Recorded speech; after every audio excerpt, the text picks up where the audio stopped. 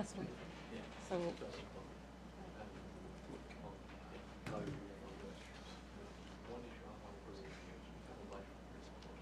How's Mike doing?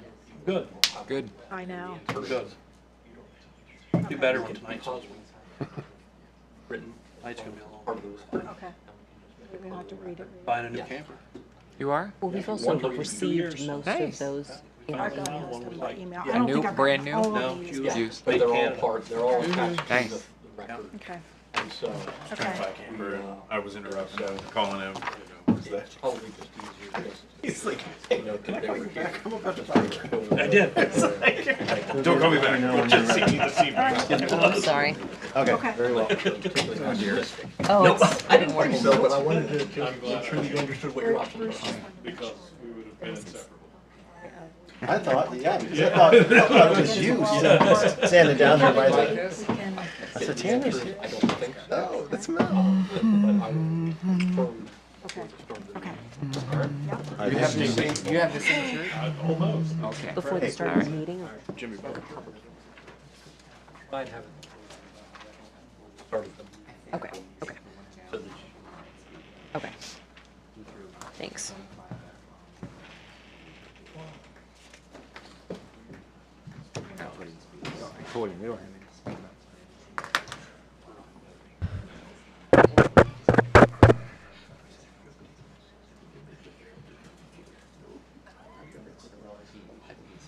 there's no reason I think it to subject ourselves to that.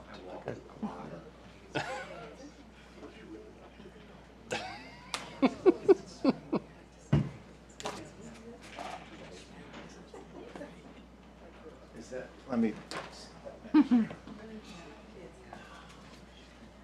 We may need to just kick this off.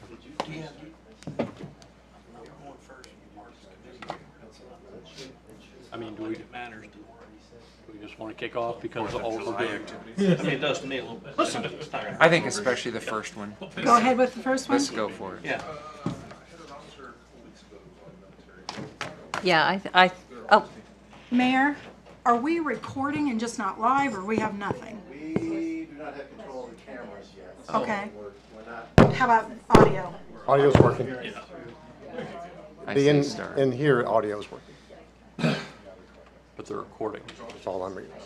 We're recording. Okay, so I'm gonna go ahead and we're gonna start the committee meeting so we don't run up against the clock here. So we're gonna start off with Parks and Recs, Mr. Miller, for the 4th of July activity. Thank you. Yes. Okay, 4th of July is coming up. I think I even saw something in the Mount Vernon News on their front page, and it's been well advertised by the city about the 4th of July events this year at Foundation Park. But I wanted to let everybody know that so far this season, there have been 2 events they've had at the park. The last one was this past Saturday with the tribute band to AC/DC. And I just wanted to give you some statistics about that one in particular. And I've been going to these to see how many people from the public are there. And then the MVAC and the Aero Foundation Conservancy Board are tracking where people come from and all that stuff. So this past Saturday at that concert, they sold 350 tickets. There were 12 counties outside of Knox County represented. 59% of the people were from Knox County, 38% from outside of the county, 3% unknown because they bought tickets at the door to go in, and 41% of those ticket buyers all saw it on social media. So that's something to think about. 38% of those people came from outside the county. And I don't have the breakdown as to where, but people are coming here for our parks and for recreation in our parks. And so if you're interested, if you go to the Aero Foundation Park website or MVAC, you can see the programs or events that are at the park this year. You can, if you want to stop out the park, or you call them, they'll send you a brochure. But just so you know, there are 5 paid events. The most expensive paid event was this rock concert they had for $39, and it goes down to $14. And then there are also 5 free events. But at the same time, when you go to many of these events, another 5 events, like they had their bourbon tasting or whatever it was, and jazz band, you can, and the same as with the rock band, you can sit outside and you hear music wherever you are in the park. So you have a choice as a consumer, whether you want to pay the extra to be in the mosh pit at an AC/DC concert, which I'm not that style, but I went to watch, and many people, probably a third of all those 300 were doing that, and they were all my age and older. So that was kind of fun to watch. So in effect, there's 10 events that if people want to attend for free, they can at the city park. And just a real quick read down, you had the summer kickoff with Thunderstruck. The July 4th celebration will be Tom of the Torpedoes. Of course, the fireworks display this year will be after that. But the concert will, doors open at 5. McLennan will be at 5 p.m. Chaz and Nikki at 6. Tom of the Torpedoes 7. Fireworks hopefully at 10. Jazz at the Park, the Knox Community Jazz Orchestra, is going to be happening this year. There's Praise Stock. Of course, this is where I'm from. CES concert for the community. We'll have, I think it's Simba and the Nashville Crush. That's a free concert that CES puts on, second year. Of course, they had the bourbon tasting. Next will be the patio pit party, and then a farewell to summer. And then some family events are the Fantastic Family Dance Party, and then the Knox County Children's Concert. So just so people have it, there's a lot of activities this year at the park, and I would encourage people to get out there and enjoy it. Like I said, I've been to 2, they're well attended, and once I get the information from their bourbon thing, I'll get those, but that was a packed crowd. I walked by that also, because that's not what I do. But bless those people that go do that. I'm going to go to the pit barbecue, I think, and watch other people play cornhole, but I do like barbecue. So anyway, that is the report of the parks, and Tom and them, last thing, they did hire one of those park technicians. They actually were going to be hiring 2, but one person's declined at the last minute. So when the city goes to hire that other position, I would encourage people to apply for those jobs. That seems to be a problem in today's world. There's a lot of jobs that people don't seem to want to take, but you do have to start somewhere, and there are some very good jobs out there in the city. We've got 2 in the auditor's office, and we have several within the other parts of city government, and I would encourage people to apply for those jobs. Thank you.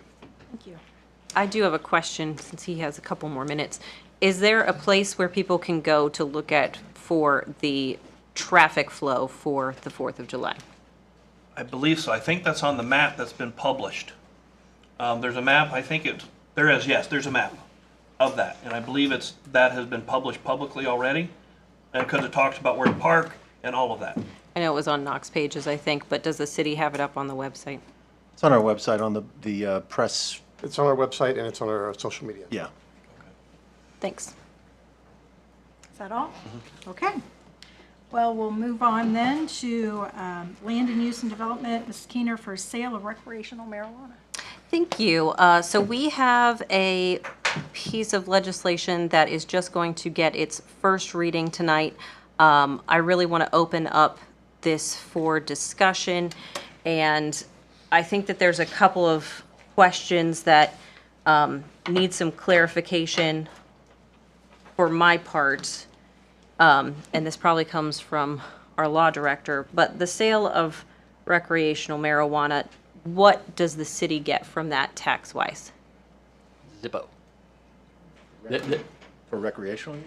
Yeah, is that if you take a look at the way, there is a fund that the General Assembly has set up that we might get something out of, but right now, for the sale of the marijuana, is that the tax rates on that the sales tax goes to the state and the county.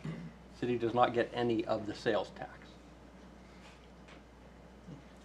The city would get income tax from the workers as well as business income tax for the whatever business ran the dispensary. But the sales tax goes to the state.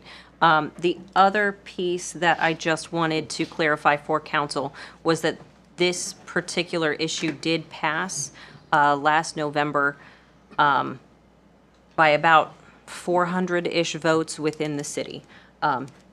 Just of note as we consider this moving forward. So I'll open it up to other questions. I think Mr. Mahan had the first one. Yes, sir, and I think Mr. Broin, I'm looking at the definition of under sale, and I just want to make sure I understand.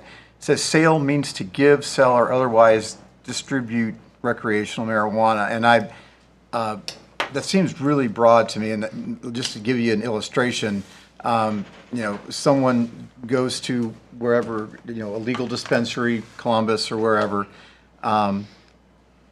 buys gummies or whatever, brings them back, and then if they were to share that with their spouse or share that with the friend, I mean, that is giving someone recreational marijuana. Does that fall under this ordinance? Well, hold on, let me get down here to. the- I'm sorry, it's on page 22 of the agenda There's tonight. a, 400-page agenda. It's only 249. Guys, it's short. My point is, I understand that we need to have this conversation, that we need to get ahead of this issue, or maybe we're not ahead, maybe we're in the middle of this issue.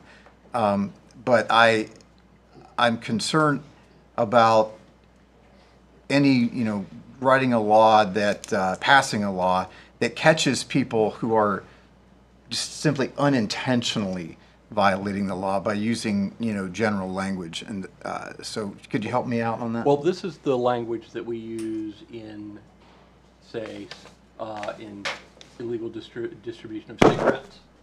Is that you can't give cigarettes away. I mean, that we could potentially, change it to sell or distribute, and then change the give to specifically limit it to, anyone under the age of 21, because anyone under 21 cannot legally possess recreational marijuana. So, I mean, it is possible that we could do something like that.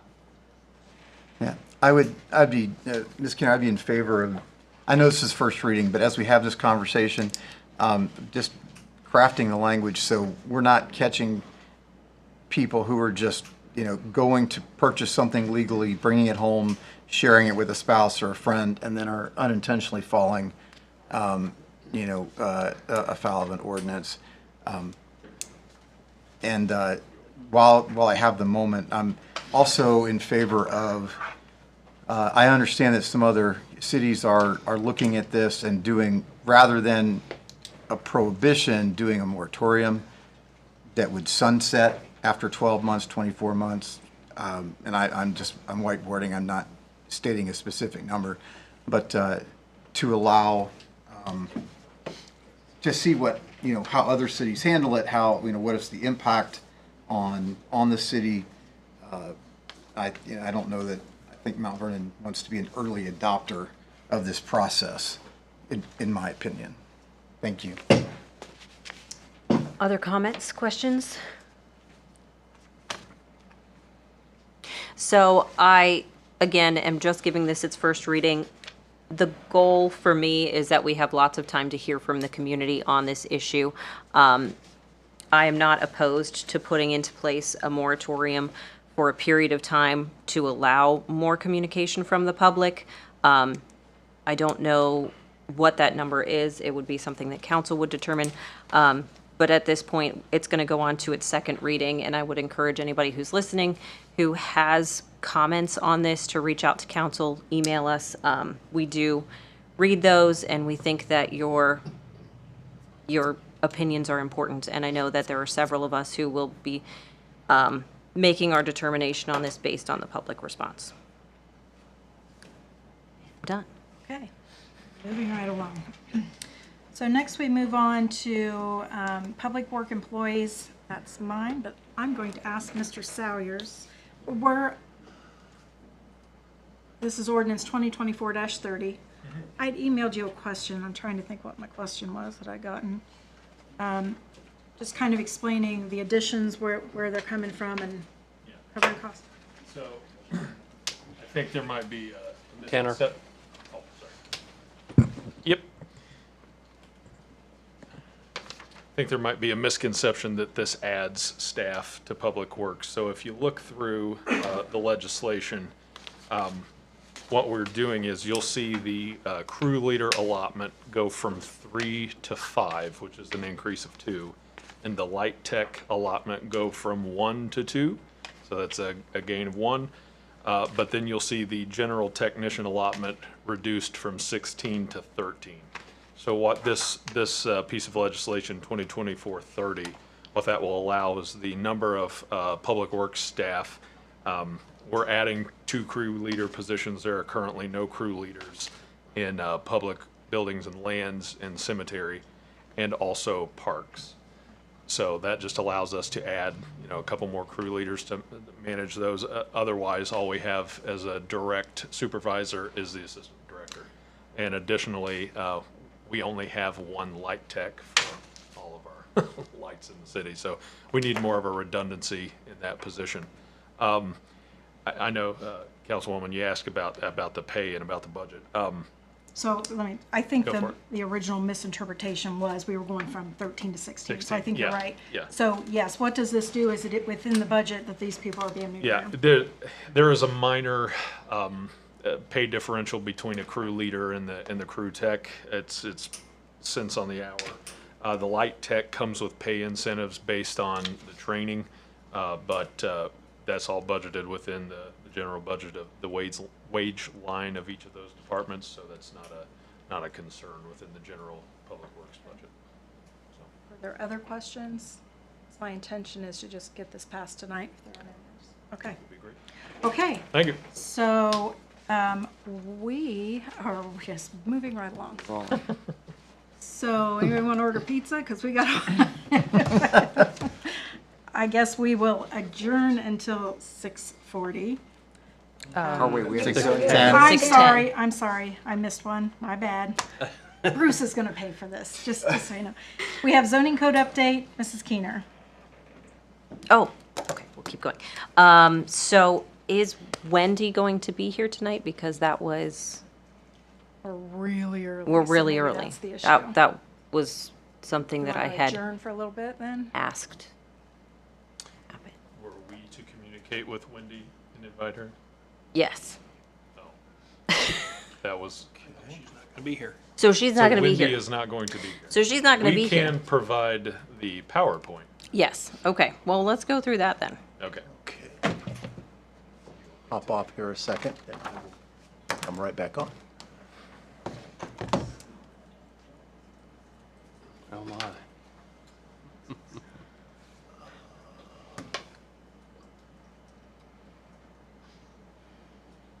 Oh, was that on our website? That was on our website,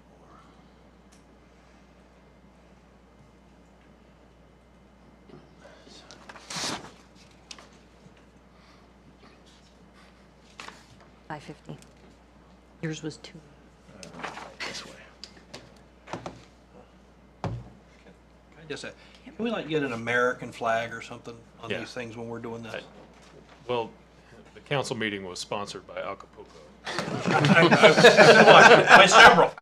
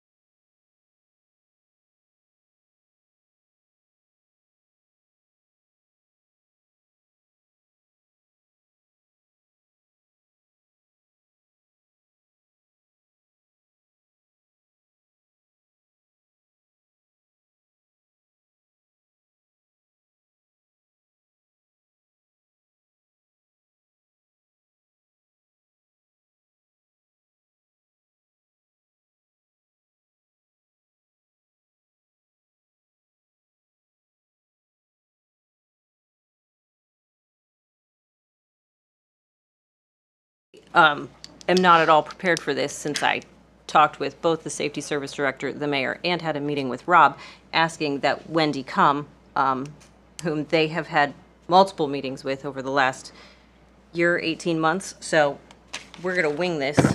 This section I was more prepared for was the specific changes, which we will be discussing at the second committee meeting. But we can go through these slides.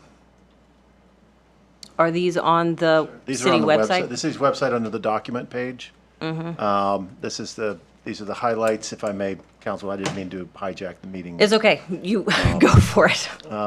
So this is, I can, I'll count on my colleague, Mr. Braun, and Mr. Salyers for any of the things I might be overstepping. But one of the things that I would say, Council, that when we started meeting, we kept going back to the different zoning codes.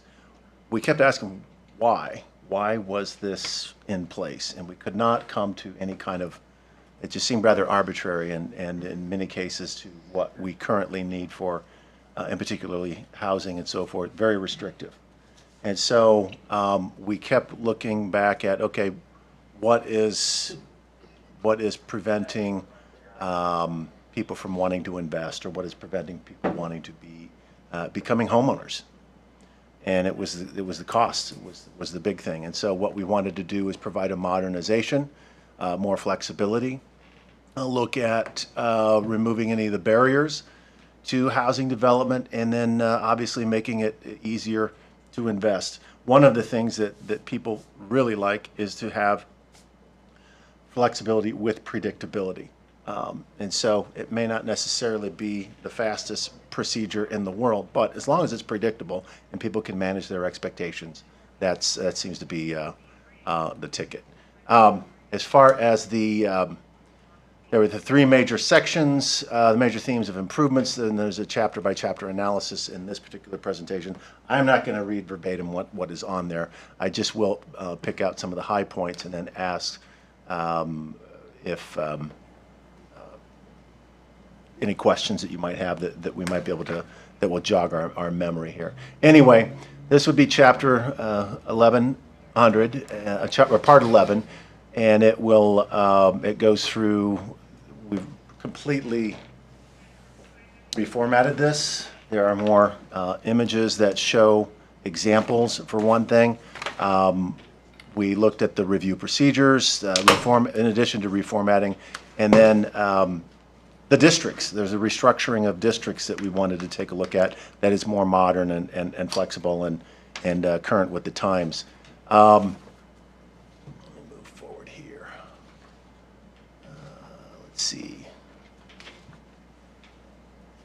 We did reiterate that we're not responsible for HOA provisions. That's something that we are not assuming with the city.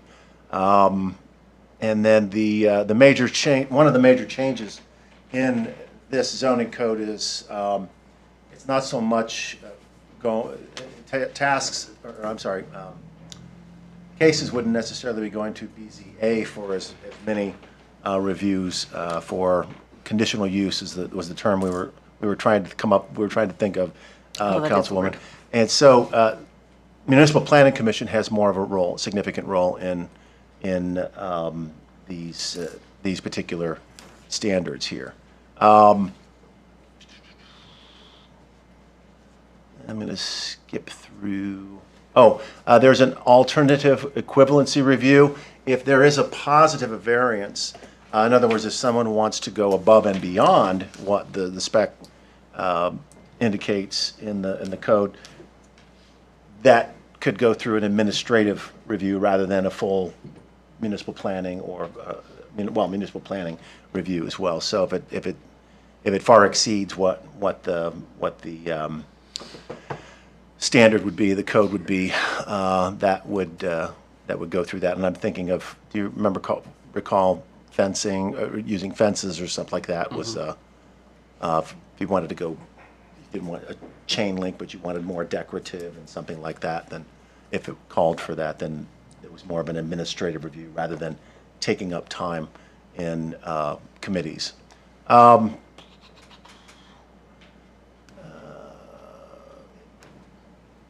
Historical Review Commission has some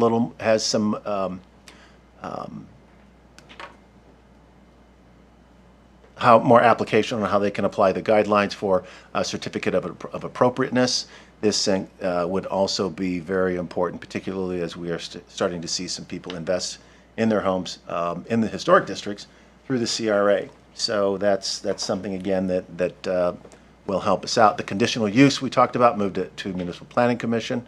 And an administrative waiver procedure under zoning permits. So this is where the zoning enforcement officer is going to come into play and looking at different criteria to provide them with that staff person with some decision-making power, if you will. Minor subdivision process for lot splits is another thing that we spend our time looking particularly at.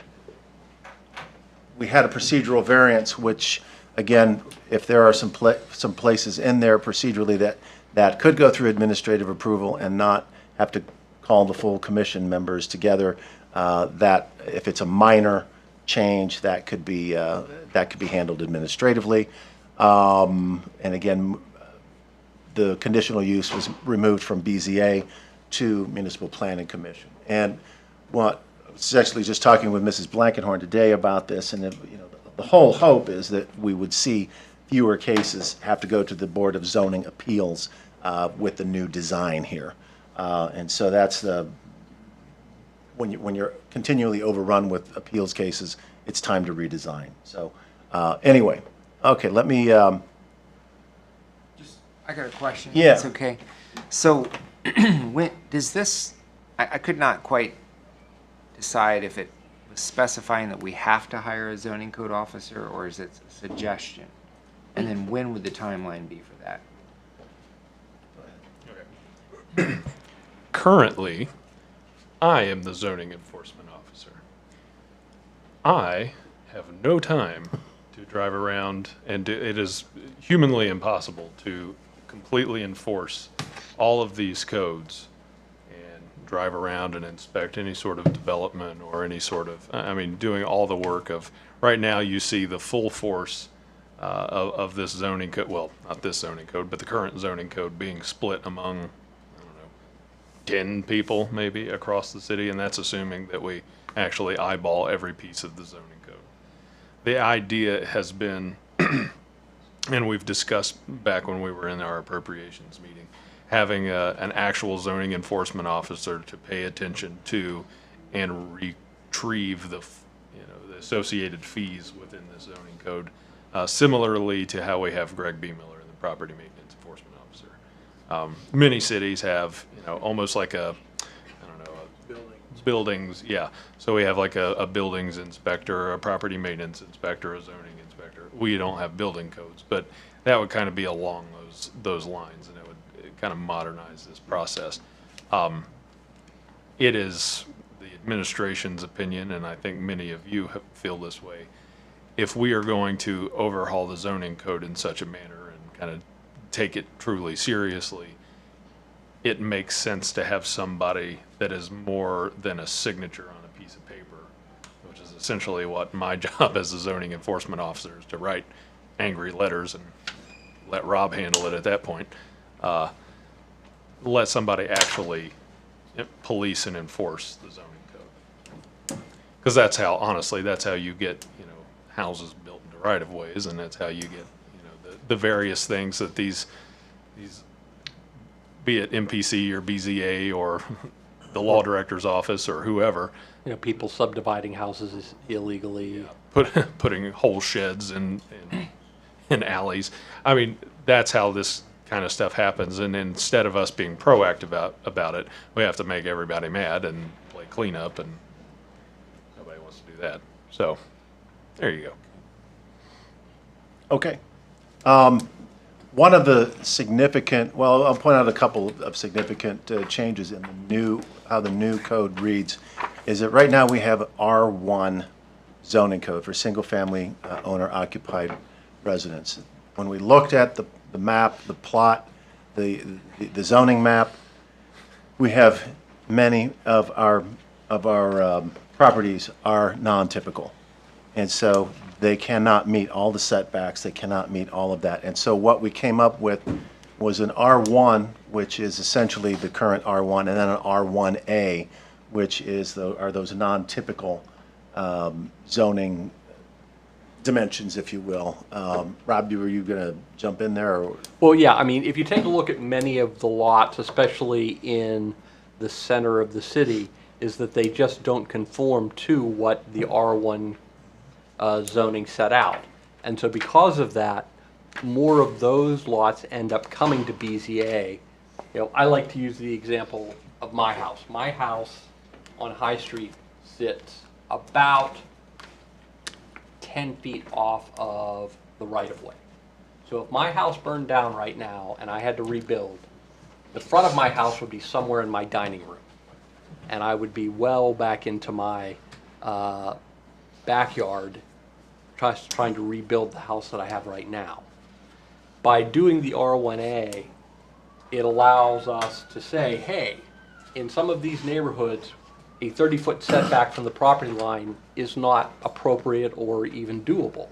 So it allows you to draw a line amongst the other houses in the neighborhood and for you to put the setback at that line so that the house looks like it belongs in the neighborhood. That's especially a problem with many of the infill lots. And that's one of the big things that the code was really designed to deal with. We have 100 and some infill lots, and an infill lot is a lot that is in an already established neighborhood, and there used to be a house sitting on it, but for whatever reason it isn't there. Did it burn down, or it had to be torn down, or something else happened? And so we want people to build houses on those infill lots. And so a lot of the changes in the zoning code are designed to make it easier to build houses on these infill lots, so it makes it look like they belong in the neighborhood.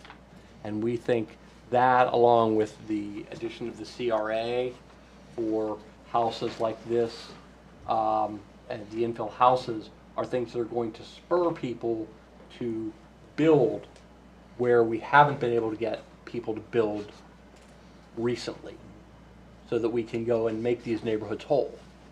2 questions. I know that's in here somewhere, but I can't find it. Anybody know what page that's? So that is, Page 93 is where it lists R1, R1A. Thank you. I knew it was in here Well, somewhere. I'm looking at the minimum street Oh, I frontage meant that graphic up there. is on in page here. 93. I don't know where that graphic is. This is It's not in from the 1104. legislation. This is from the PowerPoint. Yes, but it is. but it's Oh, in it's the, It's in here. it's in there. So my question is this, those people that own those infill lots, what is the process that, you said there's how many of those lots out there? There's about 100 of them. I think there's more than that. I It's can't like remember how many. 146 or roughly 140. So do each of those individual owners have to go through a process of getting a change then? No, to- is that this is designed so that they don't have to do that. Is that the rules for the infill lots have changed. Had they wanted to, under our current zoning code, to have something that lined up with the other houses in the neighborhood, they would have to go to BZA and say, hey, I want to take our 30-foot setback and make it 8 or 10 feet, just like all the other houses on the street here where I live. So whole neighborhoods will now be this Yes. R1A. And so now, you'll then be able to say, when you're applying for your zoning permit to build the house, you'll be able to say, this is R1A, and you can make a showing to the zoning enforcement officer or the property services development manager who issues the permits to say, hey, all the houses on this street are between 8 and 12 feet setback from the property line. I want 10. And the property and who's ever looking and say, yes, that's reasonable because you draw a line there and it's about equal, and so that it looks like it fits. So to your point about your own home, let's say there's a neighborhood where there's an anomaly. There's one house that's like that, and it burns down. Are they going to be able to petition to be able to replace that house the way it sat and get zone? Okay. I think that there's a very good example of this on Gambier, where a house did burn down, and it has been an empty lot for, 35-ish years? Because you cannot build on the lot because it would be too far into the property. Yeah, and to add to that, one of the primary reasons I wanted to get on council was to deal with zoning because of that exact issue. The neighbor's house burned down a block away. I thought my house currently is 920 square foot. Thought I'm semi-retired. I'll retire, build a nice ranch, flat, have it fit the footprint of the old house, and I would have had to purchase the lot and then go through the governmental process with what the mayor said, of managing your expectations and what you're willing to do. So I would have to purchase that with no guarantees that I could build that house because of not being 1,500 square foot and those setbacks.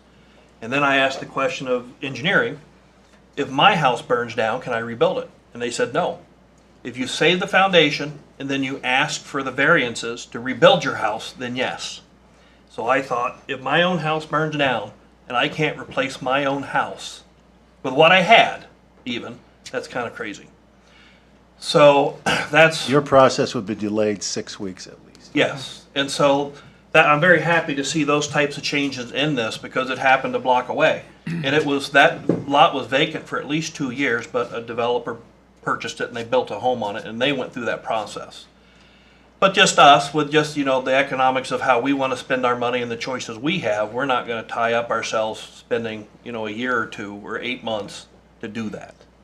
To live in the same neighborhood to where the kids go to school and all that. And so I think that's part of this whole zoning thing is also it deals with, you know, and in essence, some of the old zoning to me is redlining certain people below a certain economic level in life. You know, not everybody has the money to or wants to own a 2,000 square foot or a 1,900 square foot home. In this zoning, I believe it allows them to build a 900 square foot home if they want to. And if you look at seniors that are aging and young couples wanting to buy, you know, we all talk about it, it's on the news, people can't buy a house. Well, maybe you can afford to buy a 900 square foot house, but you can't afford to buy a 2,000 square foot house. And if you want to live in a nice community like Mount Vernon, we'd like to have you that opportunity. And then it also it helps rebuild neighborhoods with a nice new home built in the neighborhood that has had a vacant lot for 35 years. So I just wanted to add that because in my block, that's what has happened, what Rob is talking about. And that has happened, well, for roughly, I think it's about 140 vacant lots in the older part of town. Yeah. Okay, the only other change that, there are some other definitions in terms of the zoning transition table on there, but the one that I wanted to make sure to cover was the Planned Development District, or the PDD, or the PD, combines the Planned Neighborhood District, current Planned Neighborhood District, and the Planned Commercial Development District. It ended up being the same thing anyway, and so, or go ahead, Rob. We actually only have a single piece of property that's zoned Yeah. PCDD, and that's the Heartland Commerce Park. Yeah, the Siemens Rolls, whatever, property. And we sort of created that district to allow them to have a lot of flexibility. And I personally am thrilled with what they've done. But because there's only the one, it didn't make a lot of sense as we were working through the zoning code to have a planned neighborhood development as well as this. And so we just rolled them together because the planned commercial development district was heavily based upon the PND with just some commercial pieces added. So can I play devil's advocate? Mm-hmm. So this combines PND neighborhoods and PND commercial. Mm-hmm. If I get a piece of property zoned PND, can I put houses and commercial on the same property? Well, technically you could, except every one of those pieces of property has to have both a original plat and then a final plat, both approved by municipal planning. And it is my opinion that they will not allow that sort of mixture of manufacturing and residential. Now, it might allow some minor commercial. You know, we often see Mixed use. mixed use, you know, with a retail and then some, you know, a minor. We have right now the neighborhood commercial, which allows for sort of a mixed use, where you have a small retail amongst the residential. You could do that in this new planned development district. Okay, that's a yes then. So where you could have businesses on the bottom of a building and then apartments above it. Exactly. Which is something that I think our downtown district is moving in the direction of in some spaces already. Yep. Yes. Okay. This graphic just basically shows where the R1 and the R1A, that was the map. Also added a new R4 for a higher density, like what Mrs. Keener was talking about downtown, closer to downtown, in the the central business district, is that correct, or? There is, and there is no R4 currently on the zoning map. Right. It would have to be specifically added through the process of going through municipal planning, but the decision was made to allow us to do that in case at some point in the future we had parcels open up in the central part of the city that we wanted to do sort of the mixed use with the retail on the first floor and, you know, potentially residential on several stories above that. And I think that there are infill lots in the downtown area where this could potentially be applied already, that are vacant and just empty. Yes. Okay. Question Go before ahead. you go in. So like downtown right now, I think La Paloma, and I believe there's residential above that. Yes. So what is that zoned right now? What is it, or what should it be? Oh, it's, Central business. It's central Central business. Business District. Okay. And central business allows that because historically that's what was there. And in fact, over La Paloma, there were a series of residential and some other sort of uses above there. And now it's strictly residential the way that they've purchased it and recreated it. But that is consistent with the central business zoning of the property, and that does not change. How are we doing on our time here yet? We're good. Oh, we're good. We're Speed still good. Got Okay, we're good. We're- Only 22 minutes left, sir. Okay. it up. No problem, no problem. I want to move on a little bit to base zoning districts and some principal uses here. Small-scale planned housing development. One of the things that is very similar to this is the Area 5 Agency on Aging project that was right next to the planned commercial development district over, well, I can't remember what street it's on, it's located. Anyway, it is, these are actually attached apartments. They're not actually separate dwelling units. But if we were looking at the possibility of the future of people who wish to age in place in their neighborhood, they still want to own their own home. They can have a smaller home, the tiny homes are what's typically thought of, with that in a courtyard or something like that, where there could be wraparound services, and it could take up a corner lot or something like that. We don't think there's going to be an outbreak of tiny homes, let's put it that way, but we wanted to be able to get out of the way so that people could invest in that if they wanted to. And usually it's, well, we said it's no larger than 5 acres. There is a slight increase in the density depending on the surrounding uses. And the intent is to expand the opportunity for like group homes, shelters, places like, again, offering affordable homes for people to live in the city. We know we need the spectrum of housing opportunities when we were going into this. Rob? This goes into another important change in the zoning code. We have a number of provisions in the current zoning code that we cannot enforce for several different reasons. There's a whole chapter in here dealing with group homes, which if we attempted to enforce them, we would be sued into oblivion because the federal government has adopted rules and the state has adopted rules that make it so that we cannot enforce those. It seems like every year when a group home would open up, someone would call and say, well, I want to complain because this violates what's in the city ordinances. And we'd say, yes, that's true, but we can't enforce them because they're against both state and federal law, which trump our ordinances in this case.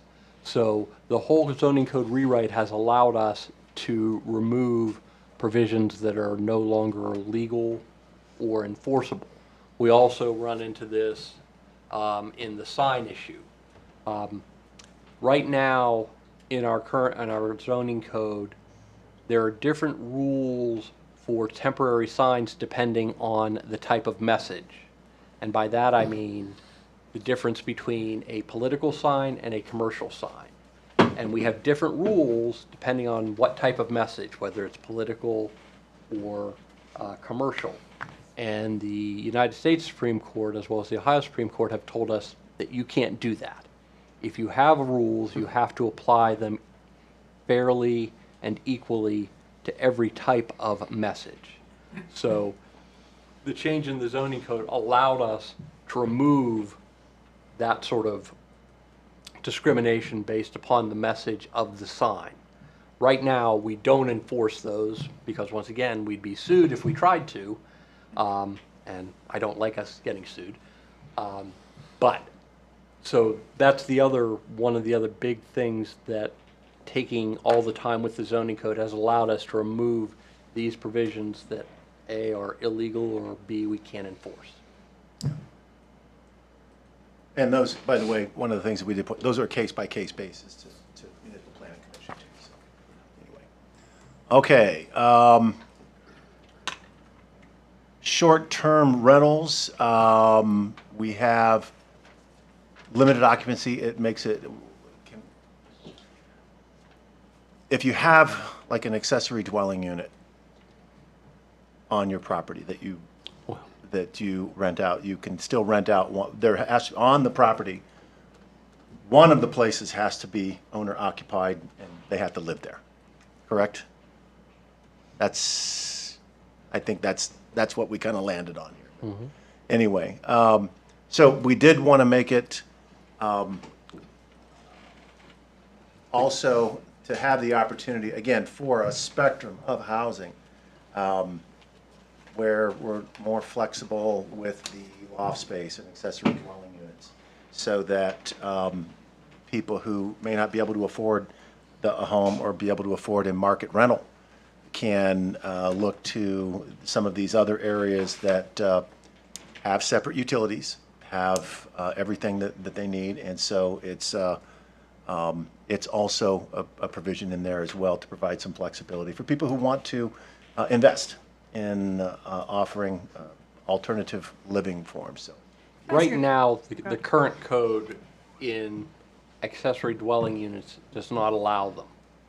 However, there are a number of historical accessory dwelling units that predate the code and have continued as a non-conforming use. The new code does allow for the creation of some of these accessory dwelling units, sometimes called the mother-in-law suite, or things like that. And so this code, as the mayor noted, expands the use. But the current code does not allow it, although we do have a number of non-conforming of these types of uses that are still allowed. So okay, yeah. I know this isn't the Airbnb bed and breakfast section, but it reminds me of a question. So somewhere in there it talked about not being onerous on people who wanted to bring a business here. You weren't going to dictate how many parking spaces. Mm-hmm. But when it came to Airbnbs or bed and breakfast, they had to have 2 parking spaces for every bedroom. So why the discrepancy there? I don't remember what we talked about. I know not with regard to that. I know we talked about parking and other businesses. Well, the parking for the R1 is 2 for every unit. I'm going to have to go back and look at the sort of whether we had required 2 units for every sort of sleeping area. Bedroom. That's what I read. That's how I interpreted it. I'll put it that way. I'm going to have to go back and Okay. look at that, and Okay. we'll make a note of that. Go back and look, but that wasn't my recollection, but I could be wrong. There are 200 some odd. Exactly. Yeah. Which is why I couldn't find the page. And we've got a few more minutes. I just want to give us about 5 minutes in between our next for some breaks for people. So we'll continue here for about another 10 minutes. Let me see if I can. Well, I talked about the accessory units again. This was another thing that we talked about. We talked about chickens, obviously, and livestock, and people want to have chickens for fresh eggs. And right now, now you can't. well, actually, you can. Well, you can. Yeah, You can. At the moment, the current zoning code, which most people don't understand, you can have chickens, but only if you are in the rural residential zoned property. Right. And we have, and we have a few of those in Yeah. the city, but not many. You will find many more chicken coops in other parts of the city rather than strictly rural residential. Well, we were just shocked at how many people said, I'd love to be able to just have fresh eggs every morning. And, well, okay. Rise and shine. Well, yeah, Still no exactly. roosters, though. No roosters, yeah. No roosters. Yeah. So if you have 4 Rhode Island red roosters, Lauren, still got to get rid of those guys. Okay, let's see, I think obviously, like I said, we put in graphic illustrations of what to do, what not to do. This is an example of how buildings should be set back, particularly built back to the side of the sidewalk. We don't want missing teeth in our central business district, obviously. Landscaping and screening. Let me talk about the signs just briefly, because that was one of the other things that, I don't know if you all remember the looking down South Main Street in the 1890s, some of those images, you see all these signs and everything. And you look down there now, and all the signs are flat up against the wall. And so we thought, why is that? And we could not find any justification for that. So I'm a theater guy, so I look at stage pictures. So no matter where you stand, there is something very interesting visually to look at. I want to go over there and see what that's about. So we're looking at we want to see more creativity with some of the three-dimensional signs and with some of the signs that are over the airways, over the sidewalk and stuff like that, and not be so everything's just flat up against the wall. And so it can also create that allure, if you will, that you can be standing outside of South Main Street and be able to see, oh, that looks interesting. I want to be able to go over this. We wanted to give more flexibility to the business owners for how they can market their store, if you will. Landscaping and screening, we're looking very much at safety in terms of setbacks for hedges and so forth, heights. We really want to make sure that we're allowing the landscaping area for stormwater management, particularly parking lots. Parking lots, we need to make sure that we're looking at providing islands per so many spaces. I can't recall what it is, but it's a formula that's in there, so that it can drink up all of the stormwater runoff and not just run out into the creek in front of the road. So it will help slow that that stormwater runoff, and release it slowly into the tributaries that end up as part of our flood control system.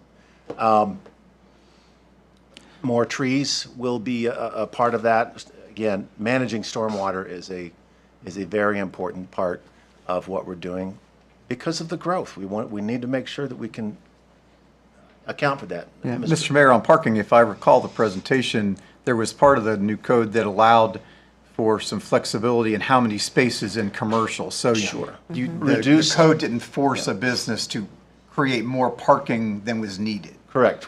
That was reduced, and I can't recall what the formula was, but Actually, there isn't a formula. Is that currently the amount of parking you have is determined by the square footage of your commercial building, and it's a pretty standard formula. What we have found in dealing with a number of the new commercial tenants moving into the city, that they have done a lot of studies about how many parking spaces they actually need. And they're going to put enough spaces in there so that they can manage to get people in and out quickly.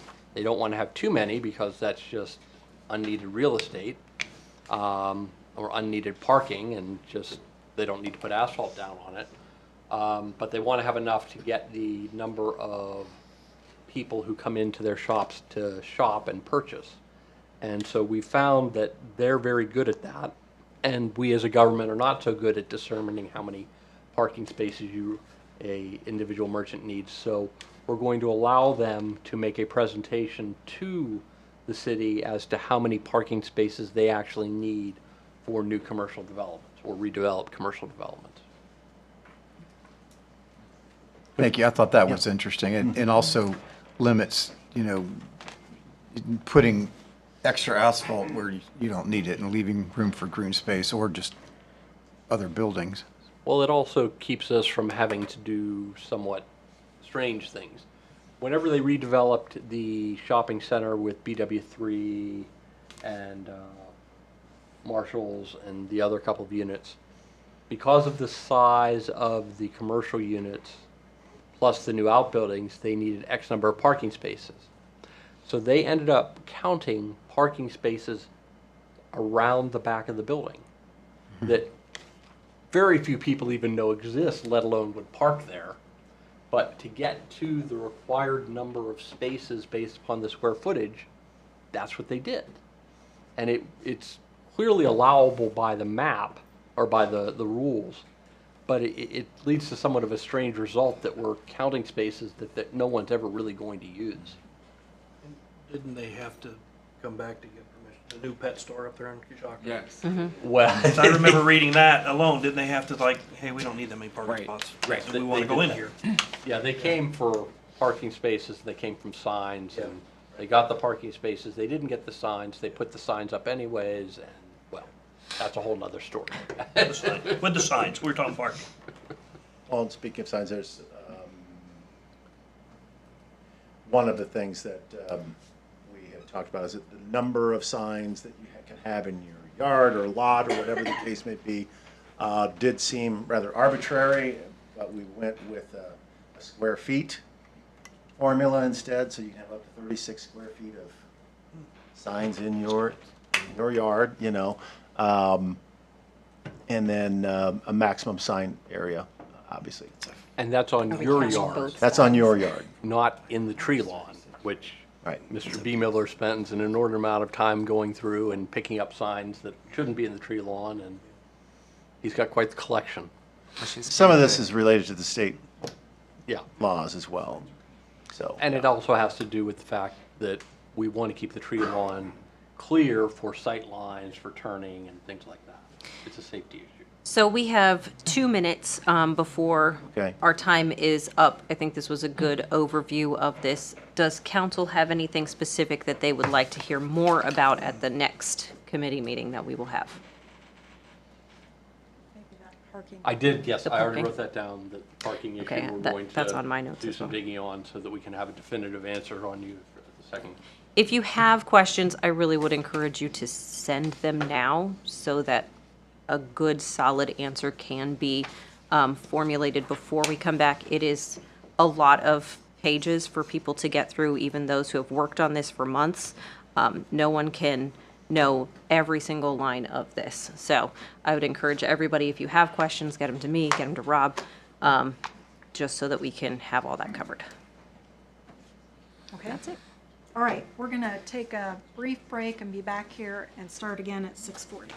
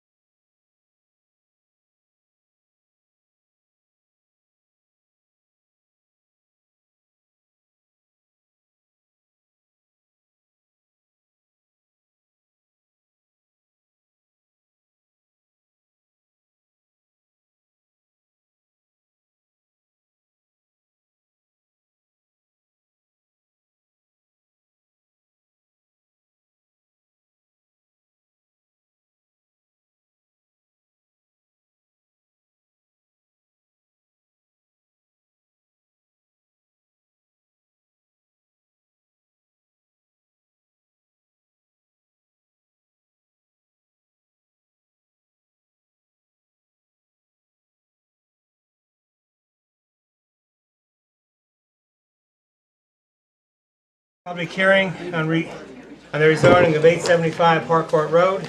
Turn that over to Mrs. Keener under Land Use and Development. Thank you, Mr. President. I think we're, okay, we've got him. Is this working? I just want to make sure that I'm loud enough. Okay. I plan to have the individuals who are working on the development first come up and speak. Are they present? Is the developer actually? Well, we actually have 6:40. This is Harcourt. This Oh. is, There he is. So the developer will have an opportunity to present. Wait. Where's Oh, we're at Harcourt Road. Never mind, scratch all that. We're having a 5-minute committee meeting on Harcourt Road. Sorry, I was so focused on the next one.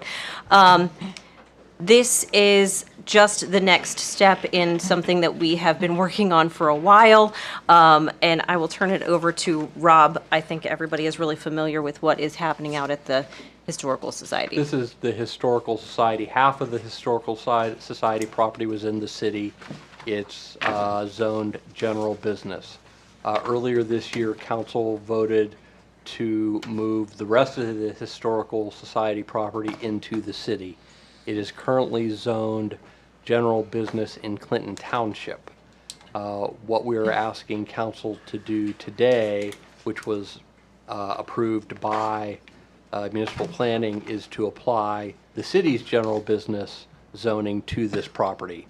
It was general business Clinton Township.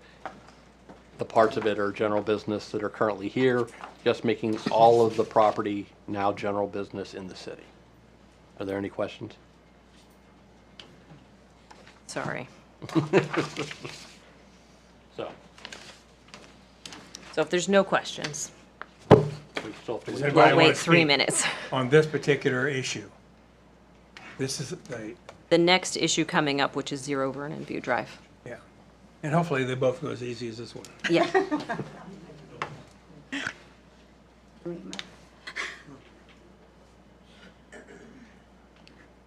Is that it? That is it. We're going to adjourn that hearing on the Historical Society. We're now in recess for another 2 minutes until we begin the hearing on Vernon View.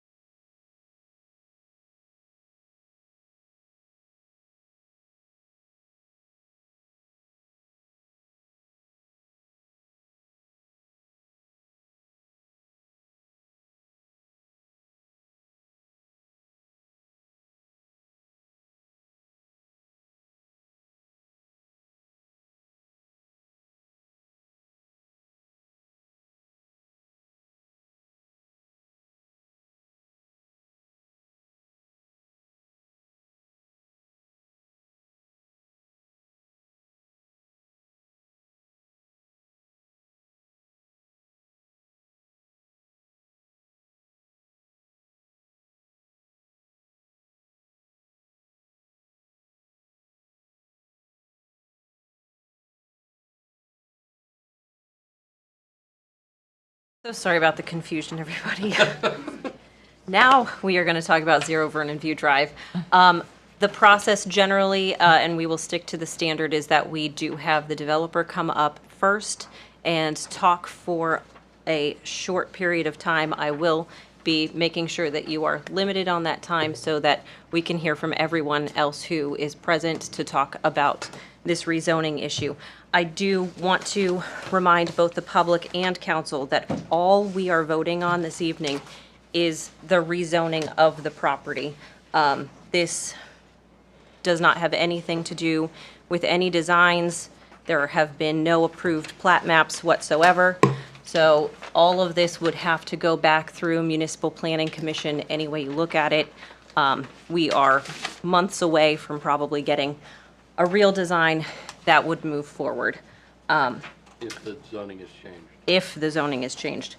R1 is 4 units per acre and a PND allows 5 units per acre.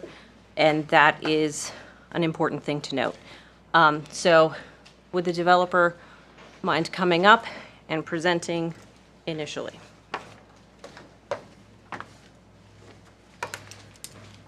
How's everyone doing this evening?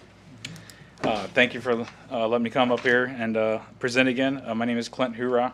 I'm with the development team at Vernon View.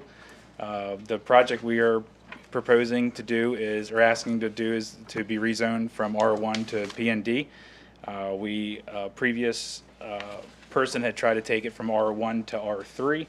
At that time, it was not approved and was suggested to be brought back in as a PND. We had taken it to the previous hearing, listened to a lot of the comments from prior about lining up singles to singles, doing some towns, maybe some multifamily. It was leaned upon at the last meeting that multifamily was not something they wanted to see. Sorry, my mouth is dry. Is put at the property. So we've actually listened to some of those comments and brought it back to maybe just singles and some towns. So that is really what we're here for tonight, to see if we can, get the zoning to a P&D to be able to move it forward. And I guess the last part is our purpose is an infill lot, and we're trying to, follow some of the comprehensive plan and bring some affordable housing, some more starter single-family housing, and some towns to the area. So, try to keep it simple and to the point. I think that was very straightforward. Did you mention who you have been talking to about building these units? Schlabel is, our top that we'd like to see build this project. Does council have any other questions at this point? We can bring him up later if you would like. So from what I read from what we got this weekend, you're looking at owner occupied. Yes. So the owners would own the townhomes, they'd own the single family. Yep. After comments, we wanted to see multifamily, but obviously if that's not what's wanted, then we don't want to push that onto the area. Slay So, ball. yep. Thank you. Yep. So, sir, just curious, you're going through this whole process to rezone. Time is money. If you had wanted to just do R1, you could have done that months ago. So why is R1 not a good choice for your development company in this situation? Well, I mean, I guess we're looking at it from perspective of, the comprehensive plan. The comprehensive plan was to bring affordable housing different from what's currently being approved in the over $500,000 range. It's to bring in that under $400,000 range. So, in order to do so with that development, it has some, a good amount of infrastructure to be done. So when you take that and you divide it out by what's on the R1 availability, you're going to be over 500 again. So, if that's the path, if this doesn't get approved, that's what's going to end up there. It's going to be R1 singles, and they're going to be north of 500 and something. But we were trying to, bring it in based on what we've read in the comprehensive plan, which was the need for affordable housing. That's, and we were originally looking at it from the P&D. We've done in other projects where it's a phased housing project. So, people that are young start in an apartment. They get older, start having a child, they move to a townhome, they buy one, then they buy a single. It's, that kind of development. We understood the multifamily wasn't desired, but we still think it could be a phased neighborhood where, we have the houses at 385, for singles, that's affordable. Towns and, that range, I don't know if they've got an exact number on those, but, something even more affordable, so that way it gives kind of what is needed in the area that's not currently there, and like I said, we've watched the prices are increasing rapidly. Days on market are 21 days. I mean, that's fast, so that's pretty much why we're here. Like I said, it's not the fact that the R1 can't be developed, be profitable, but you're not meeting, I think, some of the needs that, for the under 400,000 range. So I hope that answers your question. Yeah, no, thank you. Yeah. Any of the rest of council at this point? Thank you so much. Absolutely. So we will go with any who are opposed to this change of zoning to come forward and speak first. We can start on this side. You can go ahead. Yeah. State your name and address. My name is Shelda Robertson, and I live at 5 Woodside Drive. Like most of my neighbors, I'm strongly opposed to the zoning change and the many problems resulting from P&D. But I'm not here to protest. I'm here to offer a different solution, one that I believe can satisfy the goals of all the parties involved. So what do all of us want? What the owners of the property want is simple. They want to make money on their investment. This is understandable, as no one goes into business to lose money. What city officials want is to increase the tax base. Your goal is to help maximize the value of the Vernon View property in order to maximize the tax collections. What the area residents want is single-family homes like those on the surrounding streets. Single homes will not increase traffic as dramatically as would a hillside of densely packed townhomes and something that amounts to a trailer park. Single homes will not require as much destruction of terrain and plant life. This is an extremely important issue for the residents on the streets downhill because the hillside is full of natural springs. For years, the homeowners have been dealing with serious drainage problems.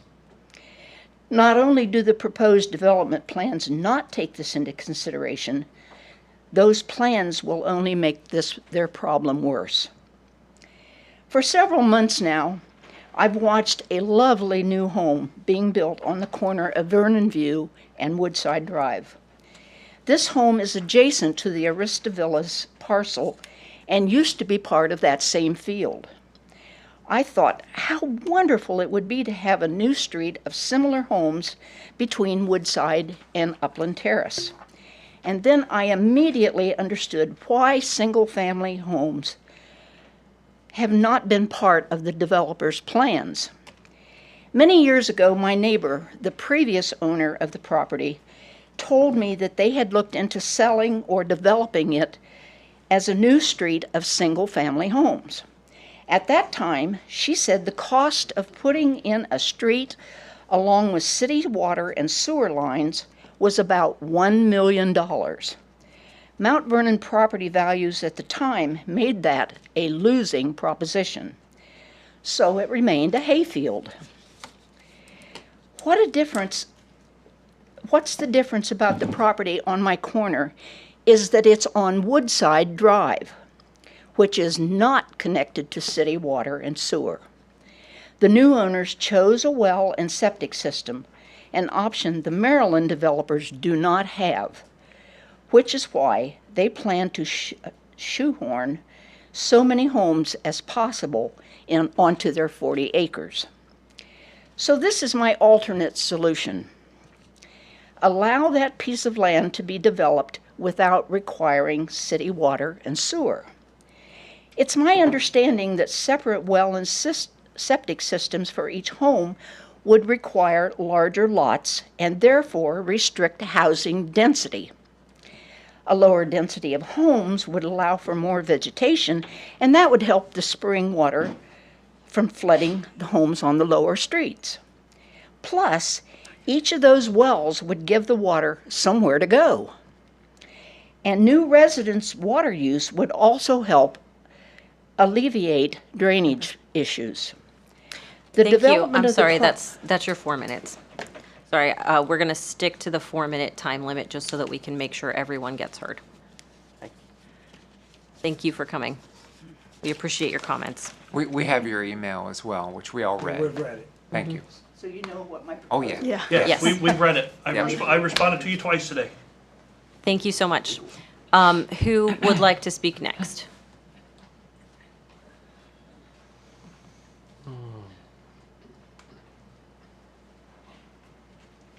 So just state your name and address. Michael Rednauer, 6 Woodside Drive.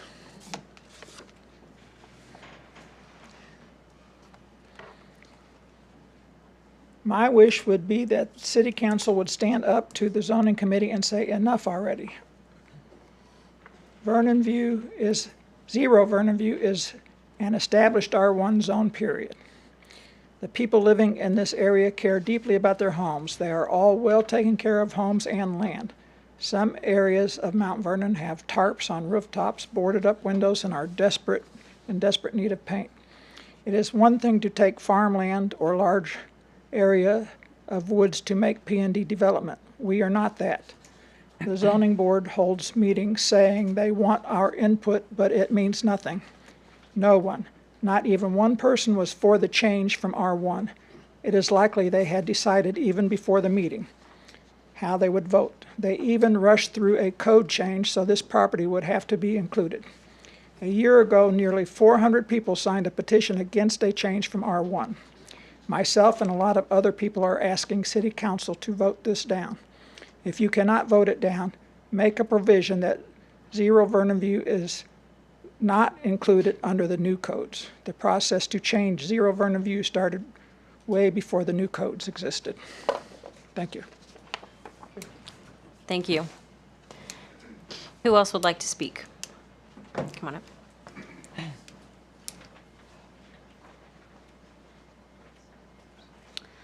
My name is Jennifer Showman, and I live on 200 North Edgewood Road. So I did not come prepared to speak. I just want to speak off of the developer coming and giving more information. I also want to touch on, I know Ms. Keener said that this is only about the rezoning, but you also postponed the previous meeting about rezoning this because of the plans. Now, everything that I've seen has shown that the plans haven't changed, but then I believe, Mr. Miller, you touched upon that maybe you got updated information this weekend. Yeah, I thought it was going to be on Let's the see if I screen. can dig it up here. I think Mel asked that it be put up on the screen. Okay, so but it was not, we have not seen it yet, is that correct? No, it just came in, I think, This Friday or morning. Saturday, this morning sometime. It was, but we asked for it to be put up here. That's why Jay asked the question, and then we're pausing your time. Oh, Just so you know, and that's why I asked that follow-up question about the thing of being single-family owner-occupied homes. Because the new information from the developer to council through the mayor's office and all that is that they're single-family homes and dwellings, no apartments. okay, and so but you are voting on it? No, to we're do- only on P&D change, only a zoning change. We're voting on no Okay. final plans for houses. But I and just wanted, development. but we are voting on it today, Zoning. is what, zoning, Only yes. zoning. Yes. Yes, okay, I'll let Rob finish that part. sorry. It is currently scheduled to be voted on today. If council wants to extend it, they may, but they are not required to. Right, okay, I just wanted to, because obviously we didn't know about the changes. I've been trying to stay up to date on the changes. I feel like there's been a lot of, I don't want to say deception, but some of the things that I've heard from the developer doesn't always add up to the things that I'm also finding out after the fact, or like I thought we were supposed to have these plans before, not this meeting, but the previous meeting, and they just came at the last minute. It doesn't cause me to have a lot of faith in everything that's going on. It causes a lot of distrust, actually, and concern. Ma'am, just so everyone in the room is clear, we received these updated plans Saturday, 8:37, June 22nd at 8:30. There you go. Not very helpful to me. I mean, it's Monday and we don't work on the weekend. I just want you all to know that the mayor's office and council received the updated plans June 22nd, that'd be Saturday, at 8:37 p.m. So I want Full transparency in this room. Sorry. And then I guess I just wanted to go off of, to me, when you say affordable housing, I don't think of 385,000 as affordable housing.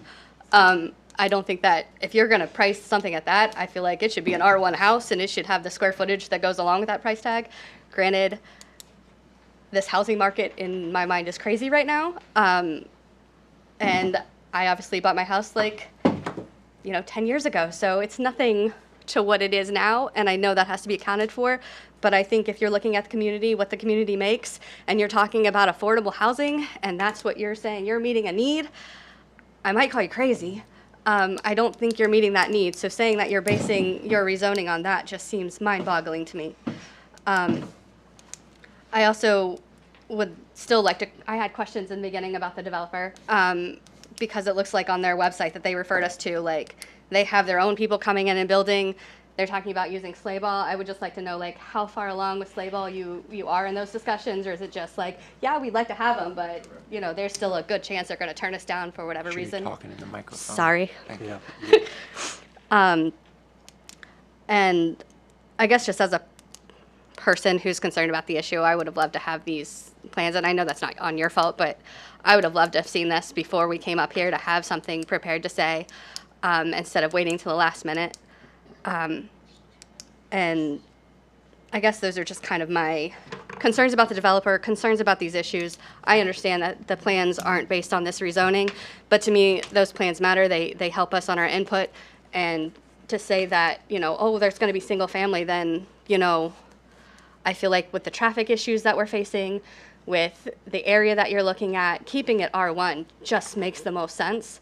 I still haven't heard any solutions. If you are going with high density, how are you going to fix that intersection? I heard at the last meeting that you said it's nothing like Edgewood as far as traffic, but as someone who pulls out of that area frequently, there's a hill right there. You're going 45 miles on one end. You have the light backed up traffic as they're turning from in Kroger's and B-dubs. And then you're going to add another road there with how many people living on it? How many feet from that road? I have concerns, and I don't feel like they've been adequately addressed if you're looking at adding more high-density housing. Thank you so much for your time and my rambling. I appreciate it. Thank you. Thank you. Who would like to speak next?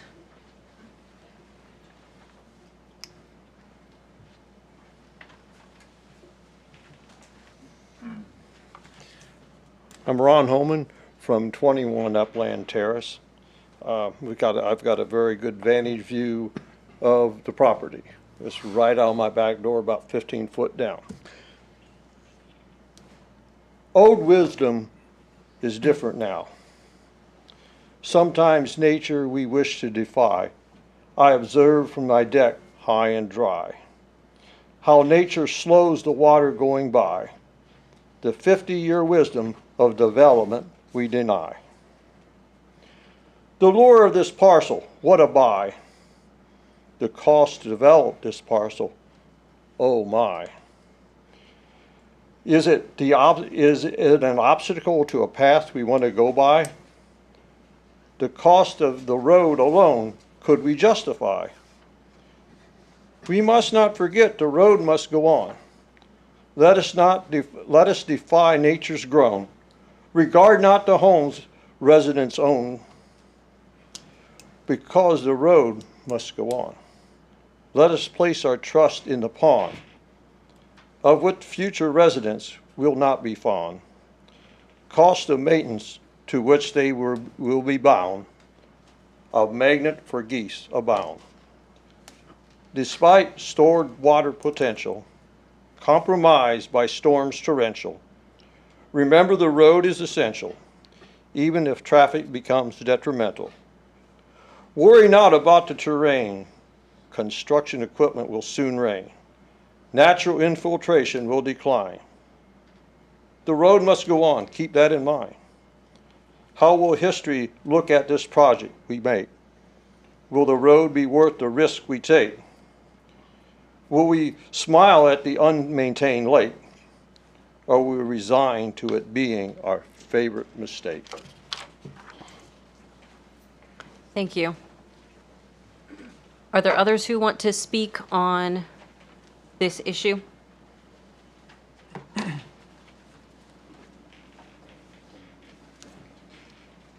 Marcia Kelso, Upper Gilchrist Road, 12848 Upper Gilchrist Road.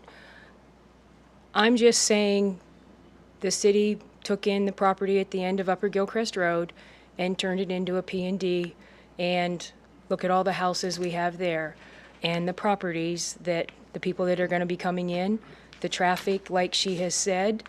This is not in my backyard, but the one at the end of Upper Gilchrist is, and we still have road issues that we're supposedly working on. I just think that leaving it as single family would be the way to go. These developers say one thing and then end up doing something else, and that has happened at the apartments that are going in on Upper Gilchrist Road. Rent was going to be one price, and now the rent is up on that. I realize these are going to be single family homes. And as far as the developer getting this to you guys on Saturday, that's not your fault. That's their fault. They knew what they were doing, waiting till the last minute to show this to people because they knew people were protesting, discussing it, and not have a chance, like she said, to even look at this. So I think we should think long and hard on, changing this to a, lots of family housing that's going in there, and $300,000, $400,000, that is a lot.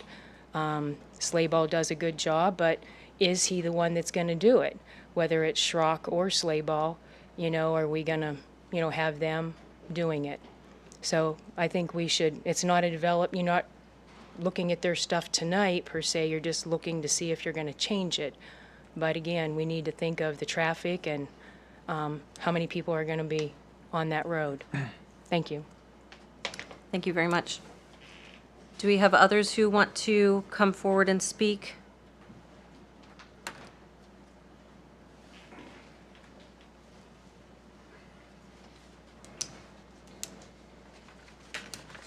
My name is David McCoy. I live at 11 Woodside Drive here in Mount Vernon. And I'm going to try to read this very quickly, so stay with me. My Oklahoma accent might make it difficult. Mr. Mayor, council members, appreciate this opportunity to get in front of you. First, I need you to know that I am all in for developing our community. But it has to be responsible and it has to be very thoughtful. And we have to keep in mind the things that we all enjoy about living in Mount Vernon as you consider the development. On April 11th, I attended the public hearing. I had thought the R1 decision was made a year ago, but it showed back up. At that meeting, Mayor Starr, you commented that this project checked a lot of boxes for you. What was presented there checked a lot of boxes for me too. Mr. Gotke presented several statistics at the meeting and confidently stated something to the effect of people don't want the responsibility that accompanies home ownership. I think this does fit some demographic, but it wasn't stipulated.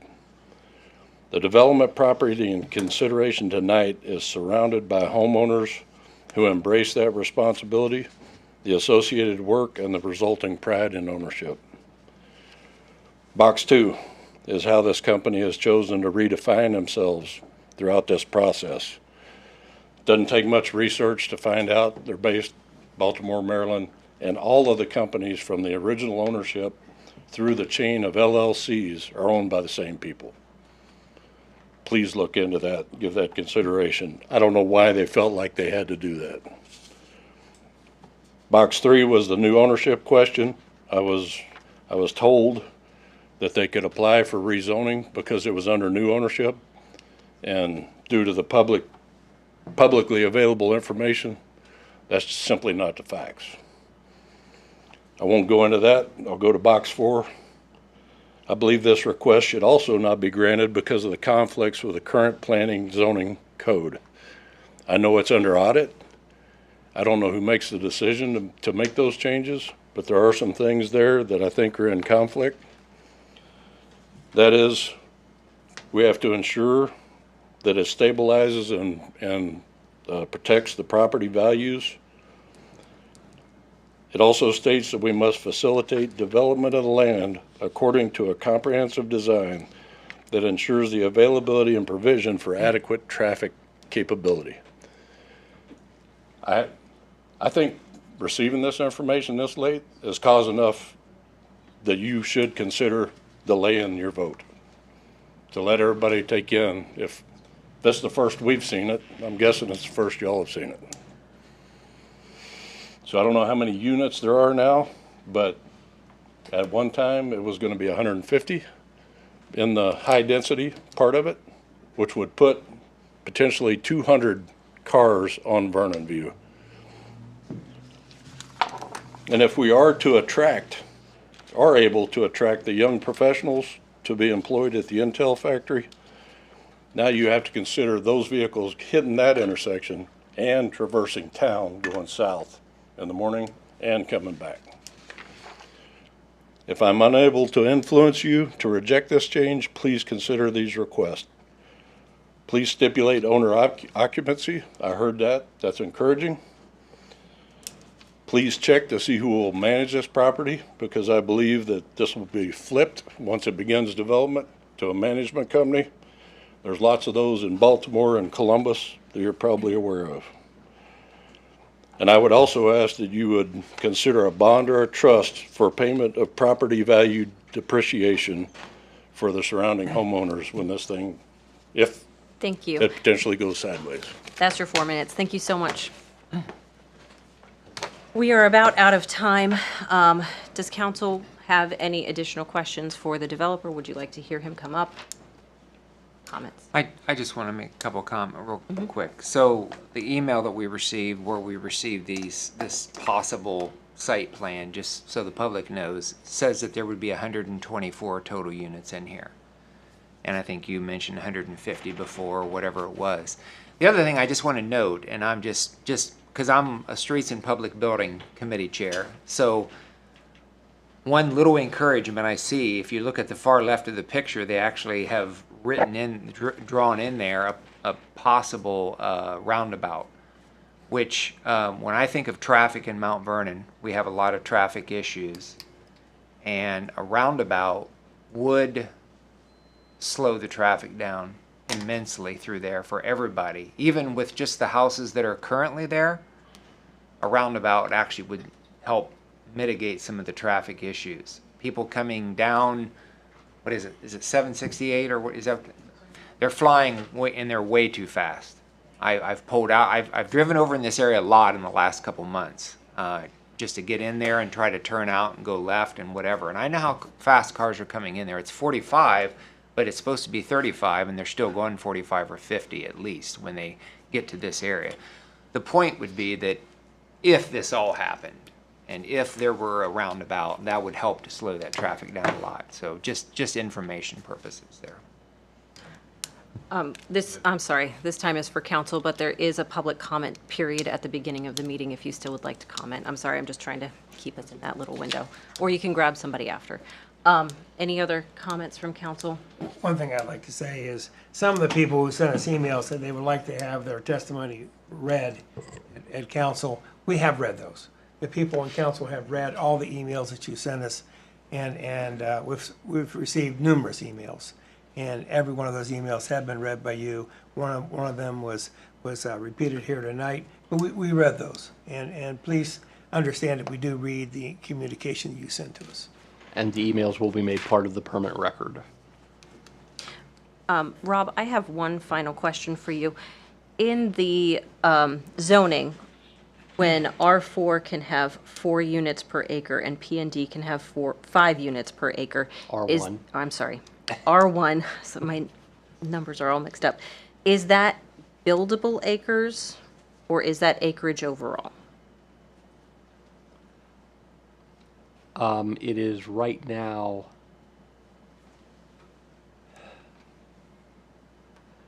there's a difference between the two, and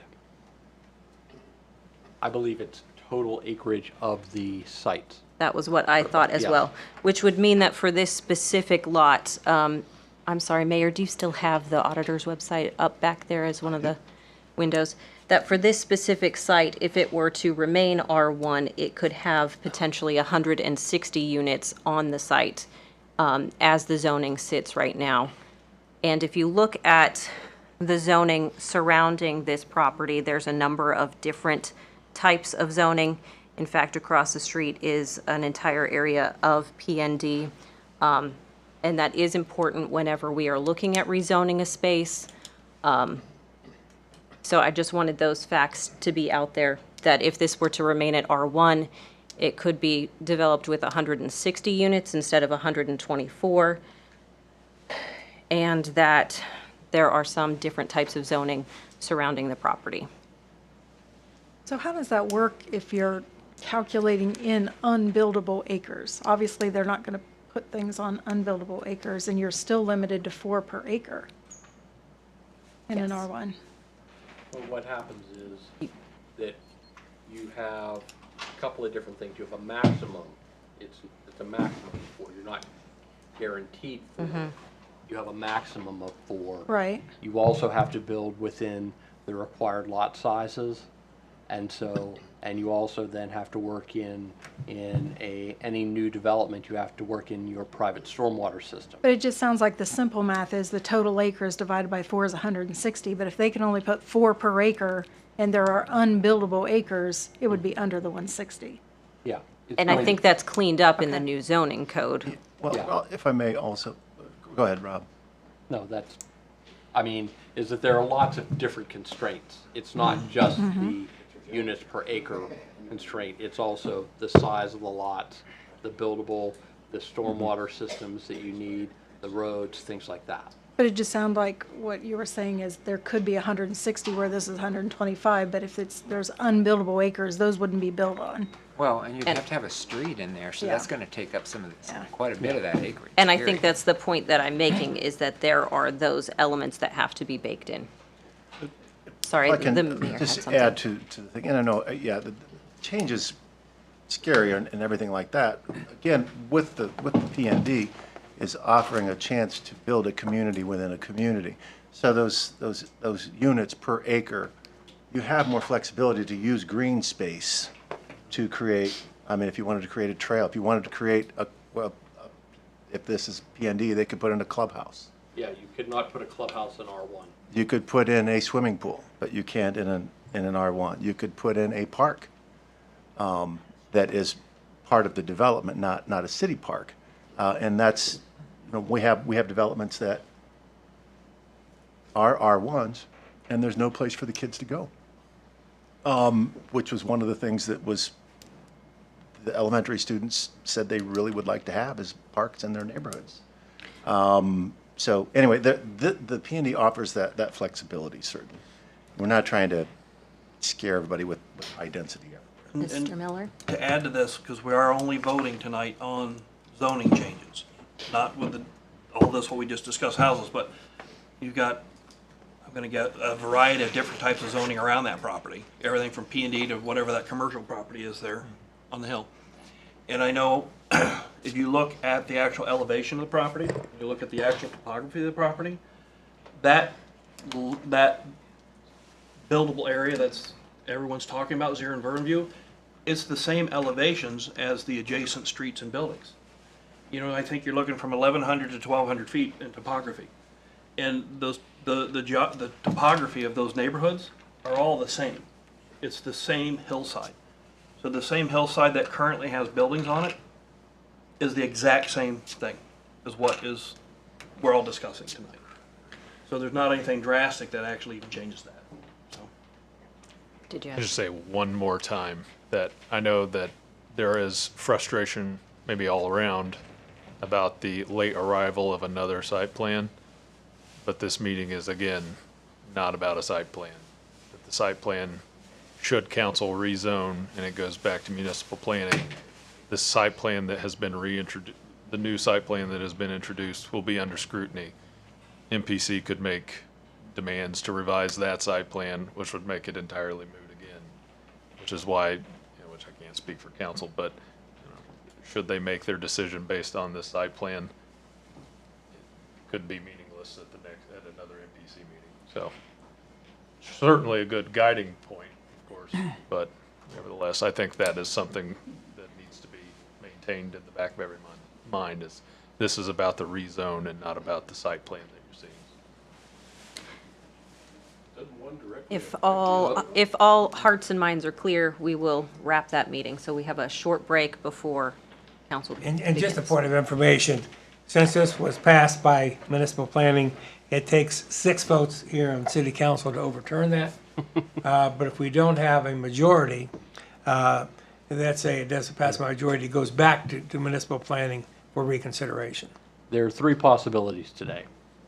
Number 1, there are 6 votes to change to go against the recommendation from municipal planning, in which case the zoning change would fail. Second possibility is that there are at least 4 votes to agree with the change, at which time the change would go forward. The third option is that there are not enough votes to overturn it, nor there are enough votes to be a majority to accept it, at which case it would be returned to municipal planning. Thank you, Mr. Skeeter. We're now in recess until 7:30 PM. We'll begin the legislative portion of this meeting.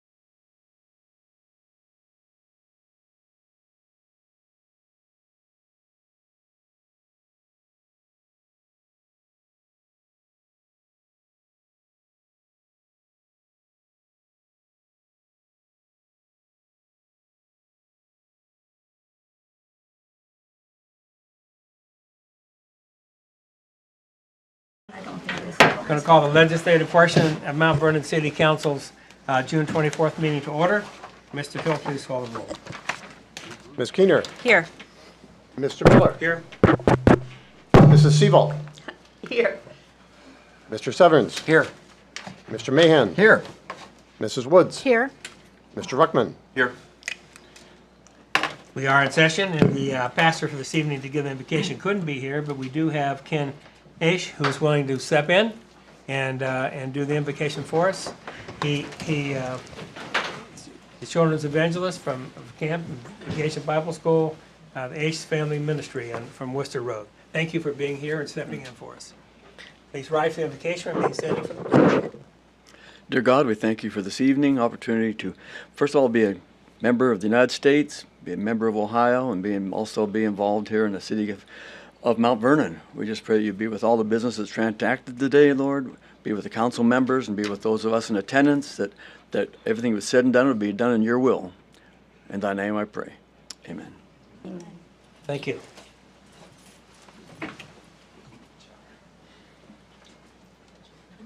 Pledge allegiance to the flag of the United States of America and to the republic for which it stands, one nation, under God, indivisible, with liberty and justice for all.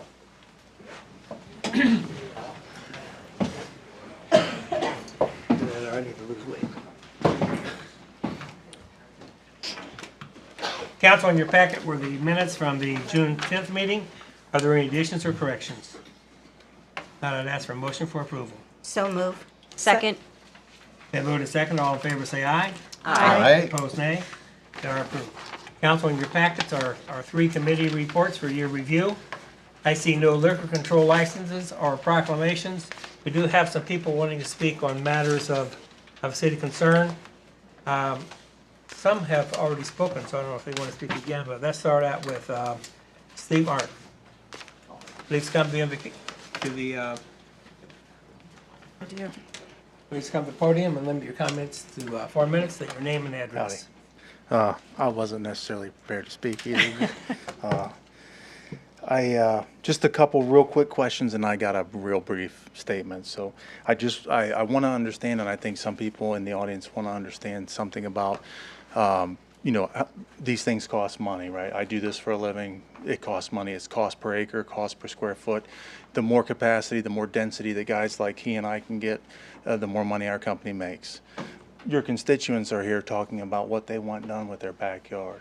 Guys like me and him, we get out of bed every day to talk about what we can do to make money.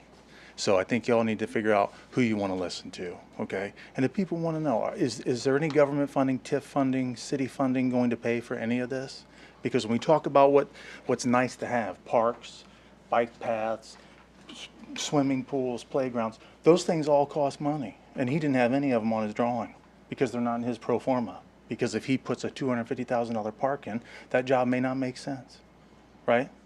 So is there any requirement, once this is rezoned, that will require these amenities that have been requested by the kids of this community? Is there any requirement, once this is rezoned? Well, this is your time to talk. This is really typically a dialogue. I know the answer is no. So I just want to put that I wouldn't out be there. so quick to say that, but go ahead. Unless the city's... This is his time to talk. It's not for us to get into his... I apologize. Unless the city is contributing funding or there's some other deal being made, the answer is no. They're not going to do it for free. Okay? I know these numbers. I know the cost, and the math doesn't work. So I just ask you, listen to the people. They're not saying they don't want anyone to live here. They do. They just want it to be a neighborhood like what's there already. That's all. Thank you. Next person is Mike Falling, speaking on the speed limit on Pittsburgh Avenue.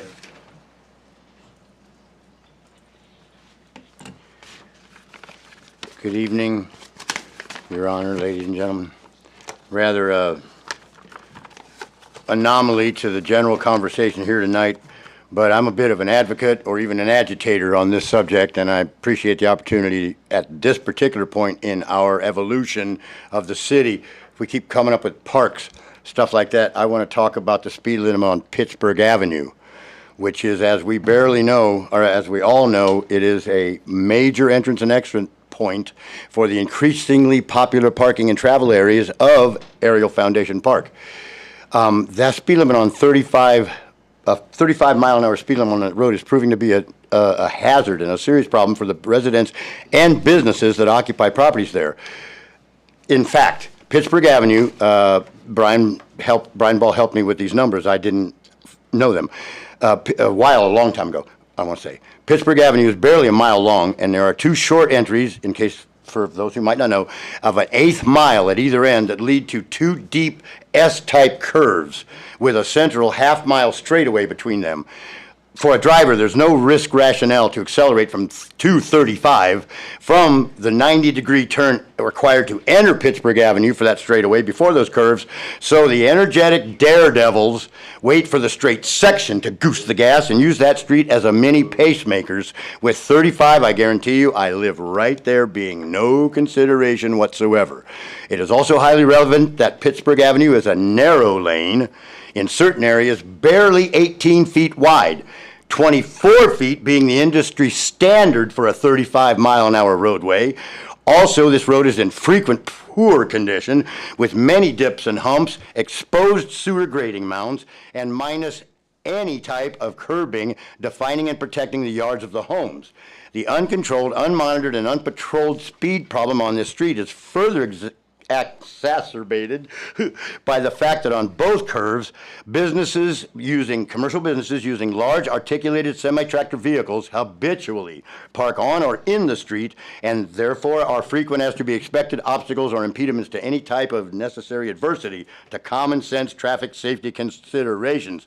And to prove my point, drive down Pittsburgh Avenue, look at the scuff and smear marks on the curbing on the Ariel Park side, and I will tell you what that is. That are two trucks passing each other and trying not to slap their outside mirrors.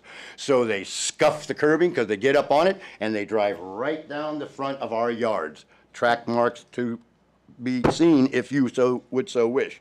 In conclusion, I promise, it's a fact now, uncontrovertible, that foot, bike, and auto traffic has increased in this area. Now, the park itself, unquestionably, is a year-round draw. We've got to admit that. And as entertainment activities and exercise opportunities continue to develop, it is obvious that traffic increases also. A city-state route type speed limit for a small residential street. I know we're all C1 there, but there are 4 property owners who do not commercialize in that area. At any rate, a city-state route type speed limit for that residential street, which is used by the elementary school children walking home from Columbia School. There are no sidewalks, by the way, so they walk in the street, along with the major people who, strollers, bicyclists, dog walkers, neighborhood kids who play in the front yard. Having that 35 mile an hour is a terrible idea, and to my knowledge, not common anywhere else in the city's parks district. Correct me if I'm wrong, please. I have looked. There is not a 35 mile an hour speed limit anywhere near the entrances to a to a city parks district. Therefore, in conclusion, the 35 mile speed limit posted on Pittsburgh Avenue is a bad idea. It should be reconsidered and changed for the reasons I described, and hopefully before there's a serious accident, injury, or other foreseeable and correctable incident. I will stand corrected, sir. Thank you. Thanks. I appreciate your time. Thank you very much. I wish you considered. Do you folks use the park? Beautiful, isn't it? The jewel right here, and it's the. And by the way, do you know Mount Vernon is now what is it? The 5th most pleasant or highly average, whatever the best city to visit in Ohio.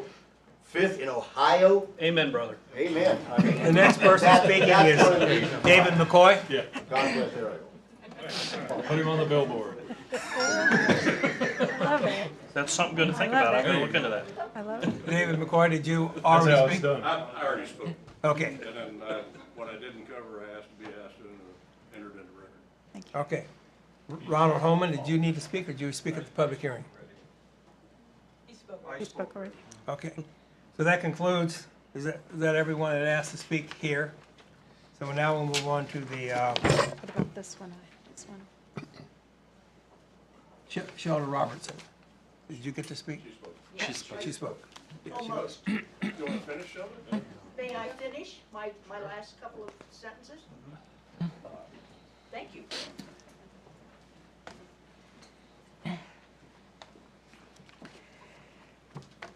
All right, it's my understanding that separate well and septic systems for each home would require larger lots and therefore restrict housing density. A lower density of homes would allow for more vegetation, and that would help keep the spring water from flooding the homes on the lower streets. Plus, each one of these wells would give the water somewhere to go. And new residents' water use would also help alleviate drainage issues. The development of the property with larger lots and better quality homes would result in homes with higher property values, and that would result in higher tax collections. I have no idea whether the Maryland investors are willing to plan and build a higher quality subdivision, but this would allow them to sell the land to another developer at a profit. I also don't know the details of what prevents this piece of land from being developed with wells and septics, but I'm sure someone on the city's payroll will be able to tell you people on council what needs to be changed in order for that to happen. I therefore suggest that the vote be tabled so that council members may consider my proposal, as I believe it would solve what has become an enormous headache for everyone. Thank you. Thank you. Thank you, ma'am. That concludes the person speaking on matters of city concern. We now move to the legislative portion of the meeting. Council, in your packet are the items for discussion. We have one that was added today. This item, that's ordinance number 2024-32. Are there any other additions or corrections? Not, I'll assume it's approved by consensus. And we move now to resolutions for none for third reading or second reading. We have two for first reading. The first one is resolution 2024-63. Mr. Hill. Resolution number 2024-63, a resolution authorizing and directing the auditor of the City of Mount Vernon to transfer certain funds. Mrs. Sebo. Thank you. I would like to suspend the rules requiring 3 separate readings and take resolution number 2024-63 to its third and final reading. Second. Then moved and second for suspension of the rules. Any discussion on the suspension? Mr. Hill. Ms. Keener. Yes. Mr. Miller. Yes. Mrs. Seaval. Yes. Mr. Severns. Yes. Mr. Mahan. Yes. Mrs. Woods. Yes. Mr. Ruckman. Yes. The roll is suspended. Mrs. Sebo. Thank you. I move to adopt resolution number 2024-63. Second. Then moved and second for the adoption of this resolution. Any discussion? Mrs. Sebo. Thank you. Mr. Scott, we're going to talk about $209,000. We are, Mrs. Seavolt and Council. This comes by way of our water operations at our water treatment plant. The city had initially had a significant purchase order to work on a lime silo project that we had set up a couple of years ago, actually.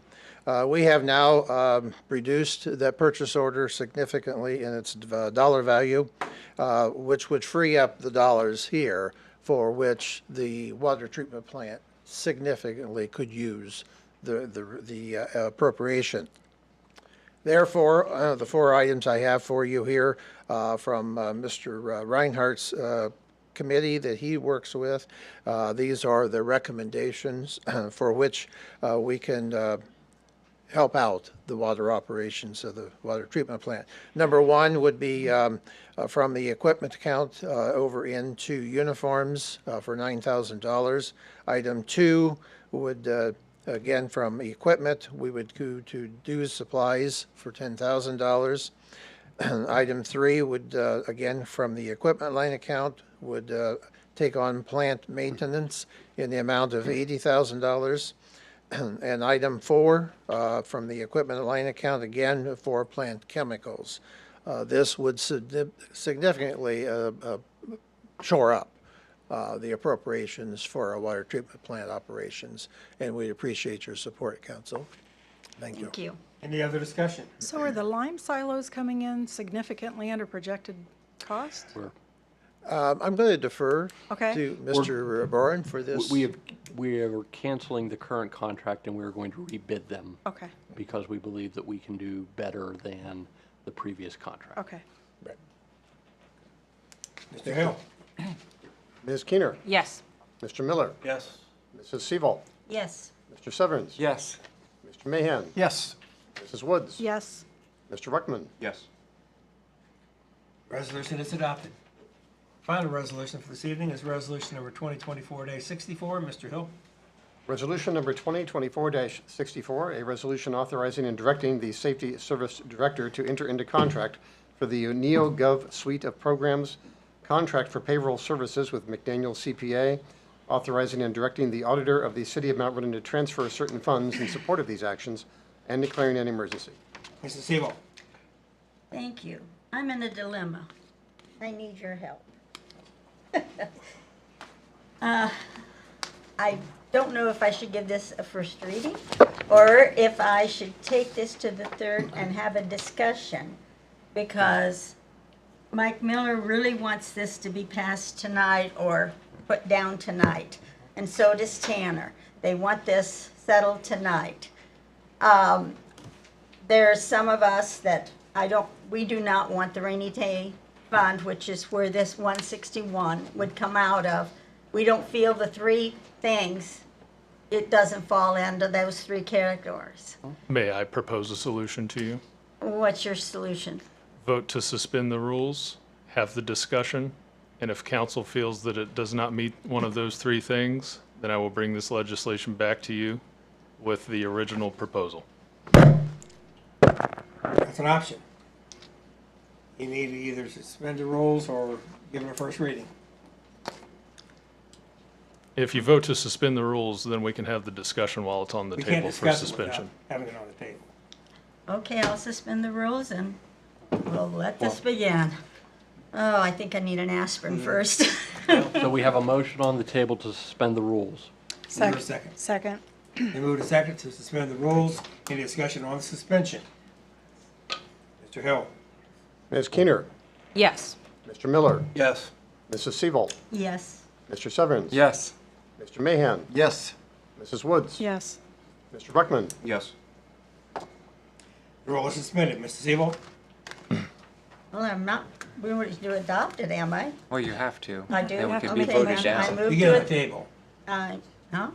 You get it on the I table so we just- can discuss it. All right, then I move to adopt resolution number 2024-64. Second. And moved in second that this resolution be adopted. And that doesn't mean if you move to, made a motion, that you have, doesn't mean you have to vote in favor.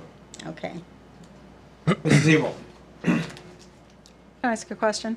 What did you mean you'll bring back the original? So I would like to. I will explain. So after our many discussions on this, the original proposal that the administration had drafted was, and I've referred to this as Amendapalooza. When we were back in our original appropriations meeting and the budget meeting, what we passed back in February, we shifted around money from, I think, for a dog park that ended up back in the parks maintenance line. That was about 90,000. And then I know that we had talked about moving money back and forth for the parkour equipment. That's about 150,000. That is still in the capital budget. Originally, in the executive session when we discussed where the financing for these products would come from, we talked about paying for it out of that, when council said, go find out where this would come from. We put our heads together and I talked to Mr. Miller. I'm trying to remember who all I talked to about this, but we said we would take the 90 to cover the costs of NeoGov from that Parks and Maintenance line item and supplement that with the 150 for some of those larger projects from the capital budget, being that 150 over in that was set aside for parkour. For the McDaniel CPA side, we would pay for that when council created the position of first deputy in the auditor's office. We would supplement that with the wages line from the auditor's office and reappropriate that. However, after further discussion, we know specifically, Councilwoman Woods, Councilwoman Seavolt, your main objectives in this were to provide Mr. Scott with the finances that he could hire more people in that office and make sure that they had the people that he needed to efficiently take care of business. Additionally, I believe that if I rated the Parks and Maintenance line item, I would be mowed down in an alley between Tom Hinkle, Mike Miller, and Amber Keener. So I don't want that for me. So what are the purposes we can use the rainy day fund for? The first one, right out of the gate, is an unforeseen adverse incident. I'm struggling with the original, the Do we have the opportunities actual is language? second. Yeah. Mr. Hill could probably pull up the resolution. I had it on my desk at some point. There are three. One is opportunity, an economic opportunity is the second one. The first one is an unforeseen adverse Situation. hardship, something along those lines, bust out your thesaurus. This is what this falls under. In our mind, if, as we have discussed, if we don't act, this will become, we will pay and then we will pay again. So nothing, and in our opinion, we have the reserve balance account that is being robbed by inflation. We are asking for this 161, so to break it down further, as this resolution does not do, 83,000, and I can get you all these quotes. Our HR director was able to negotiate further with NeoGov and drop that by about $10,000, that initial subscription and implementation. So that's the first year for subscription and implementation with NeoGov is 83,000. There will be probably 2 more computers required with all of the suite added onto that. We've talked with IT. We budgeted about 3,000 more for that. So that's a total of 86. And then on top of that, 75,000 after talking with Renee McDaniel and her team. We had all of our administrative assistants and the income tax office meet with McDaniel to talk about how that data delivery will take place. And then they're waiting on, the contracts to be signed to really kickstart that process. And then we'll work with the auditor's office to start the transition. And then after NeoGov is implemented, to bring the transition back home. Okay, so now we have two options. You can either vote it up. I have questions. Wait, Yeah. I'm just telling you what the Okay, options are. all right. If you vote for it, then it progresses. If you vote against it, then the administration has a chance of bringing it back as a piece of legislation at a future meeting for future discussion. I will say, because it comes from the reserve balance account, it does require a 2/3 majority.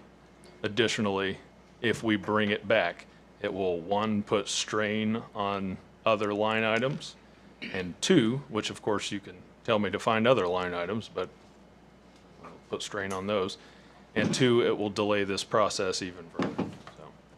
So I go back to my original question. Does anybody have the language for the budget reserve, the uses? Or where would we find this to? Find it. It's not It was codified. It's 20 It's 2017. You want to wait to see the language. It's up to you. All right. So I have a different, if you were done. Terry, do you have the number for what is in our reserve balance currently?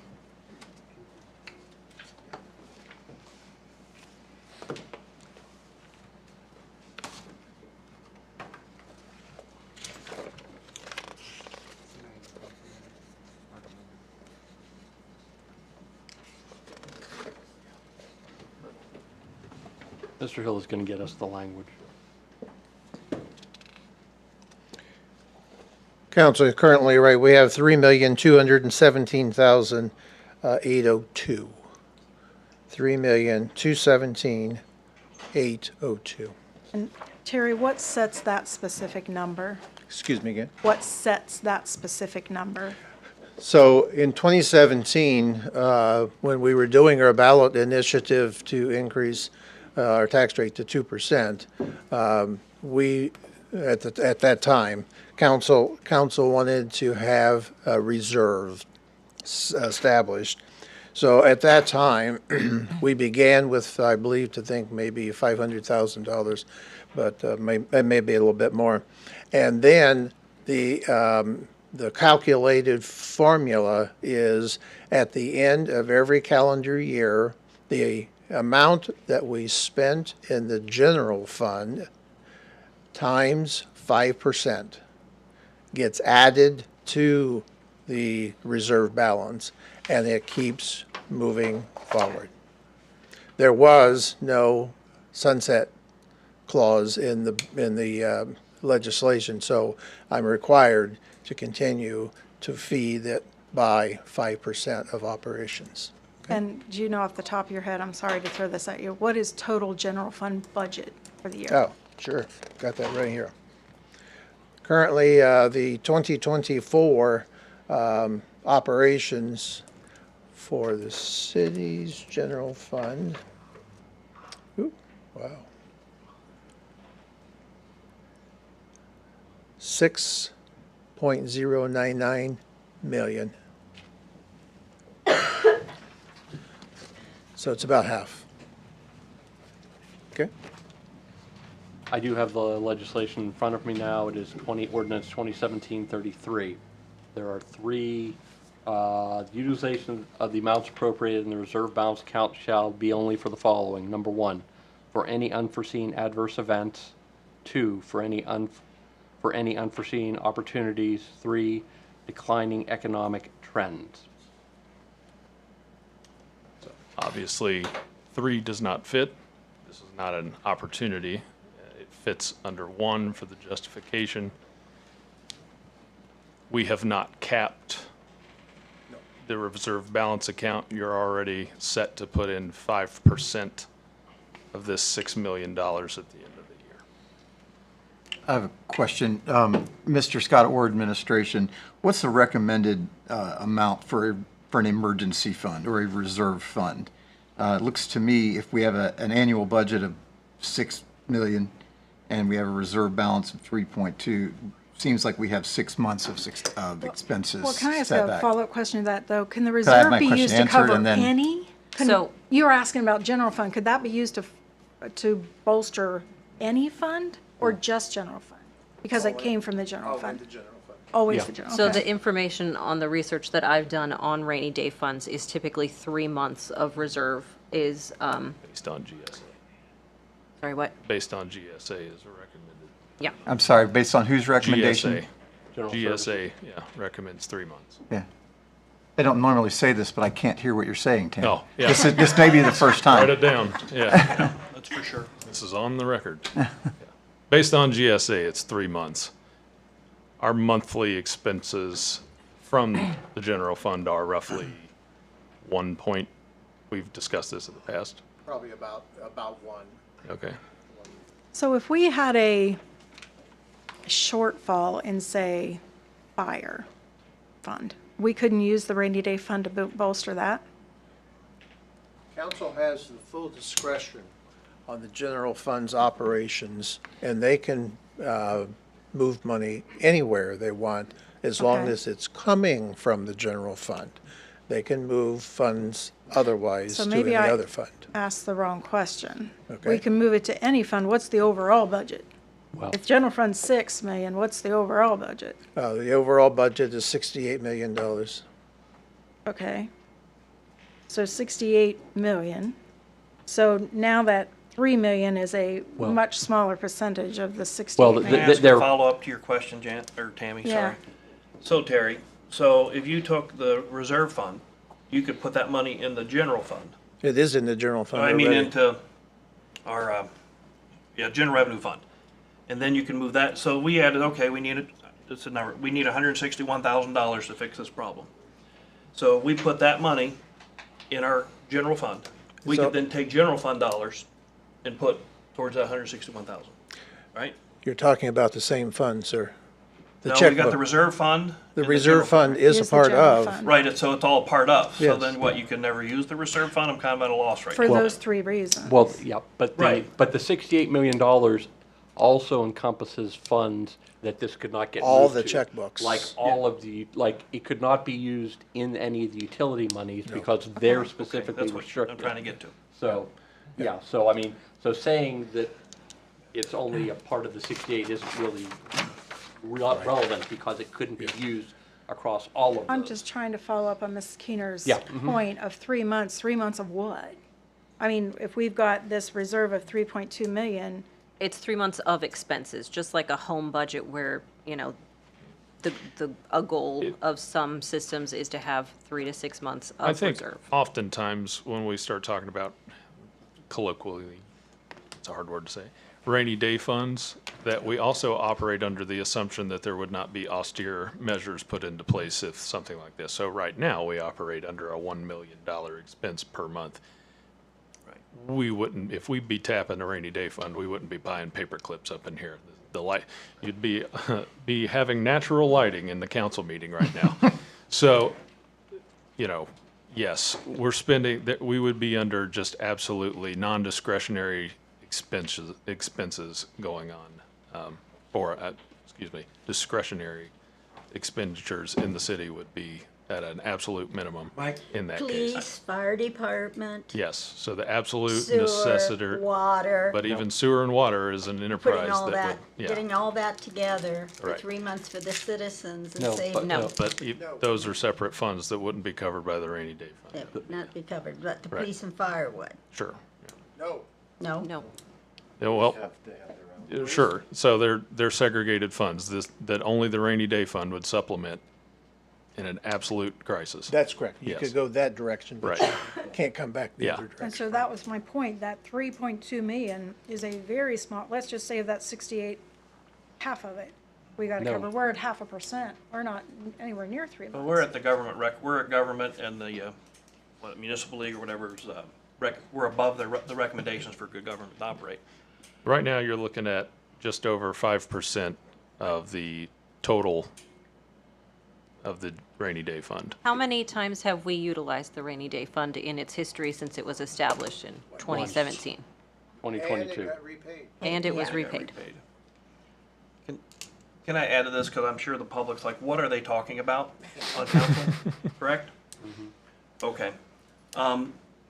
For several months now, I'll just say this up front. I believe, and I've said this before, city government has been lacking of staff to appropriately do jobs and do things, get things done for the community and to operate smoothly. The city we're currently right now is facing, we're facing several grievances, several issues with employees not being paid properly, underpaid, overpaid. We're also looking at bills not getting paid sometimes for 3 or 4 months. They get paid. In discussions with both the mayor's office and the auditor's office, it falls upon the fact that at one time, correct me if I'm wrong, Terry, we had more people in the auditor's office. I believe it was up to 4, and now 3. You were 4, right? So you and 3 staff. So there were 4 people. It is currently down to 2 people, and it's been that way for over about a year now, as my guess. So council approved the hiring of some additional staff in the auditor's office to help take care of things. So what is happening is the auditor's office and other staff are working, I'll just say Terry's working basically 7 days a week, 10 hours a day, including holidays and weekends. And so we have just to try and keep things moving. So between city council, the mayor, and the auditor's office, we have been discussing how do we go about fixing this issue. One is, and Tanner, help me if I get off base here, because we've talked a lot, and you basically, the mayor's office, working with Terry, have put this plan together, is we've come up with a way of trying to give the auditor's office some breathing room to get some people hired by having McDaniels, a local firm, take over city payroll. Temporarily.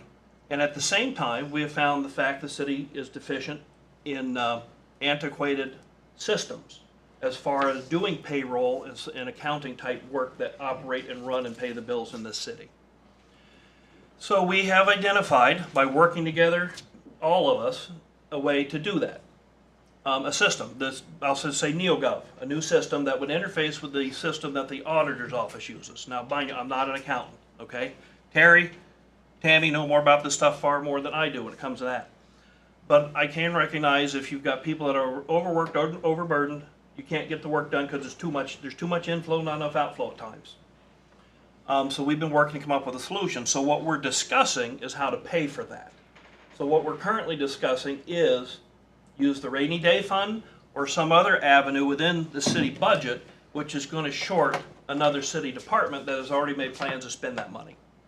So we're having discussion on the fact of the rainy day fund appropriate to use, it is not appropriate to use, and we have various opinions on that. That's why I asked Janice to bring this up for discussion tonight so we could openly and publicly discuss it, because we want to fix the problem where we don't continue to have more issues that may create higher costs for the city in coming months or days or weeks.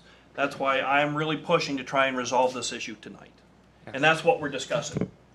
So I just so you guys know, because you probably are like, what are they even talking about up there? So once again, we're voting, if we vote this down, it can come back at a later meeting with a different resolution.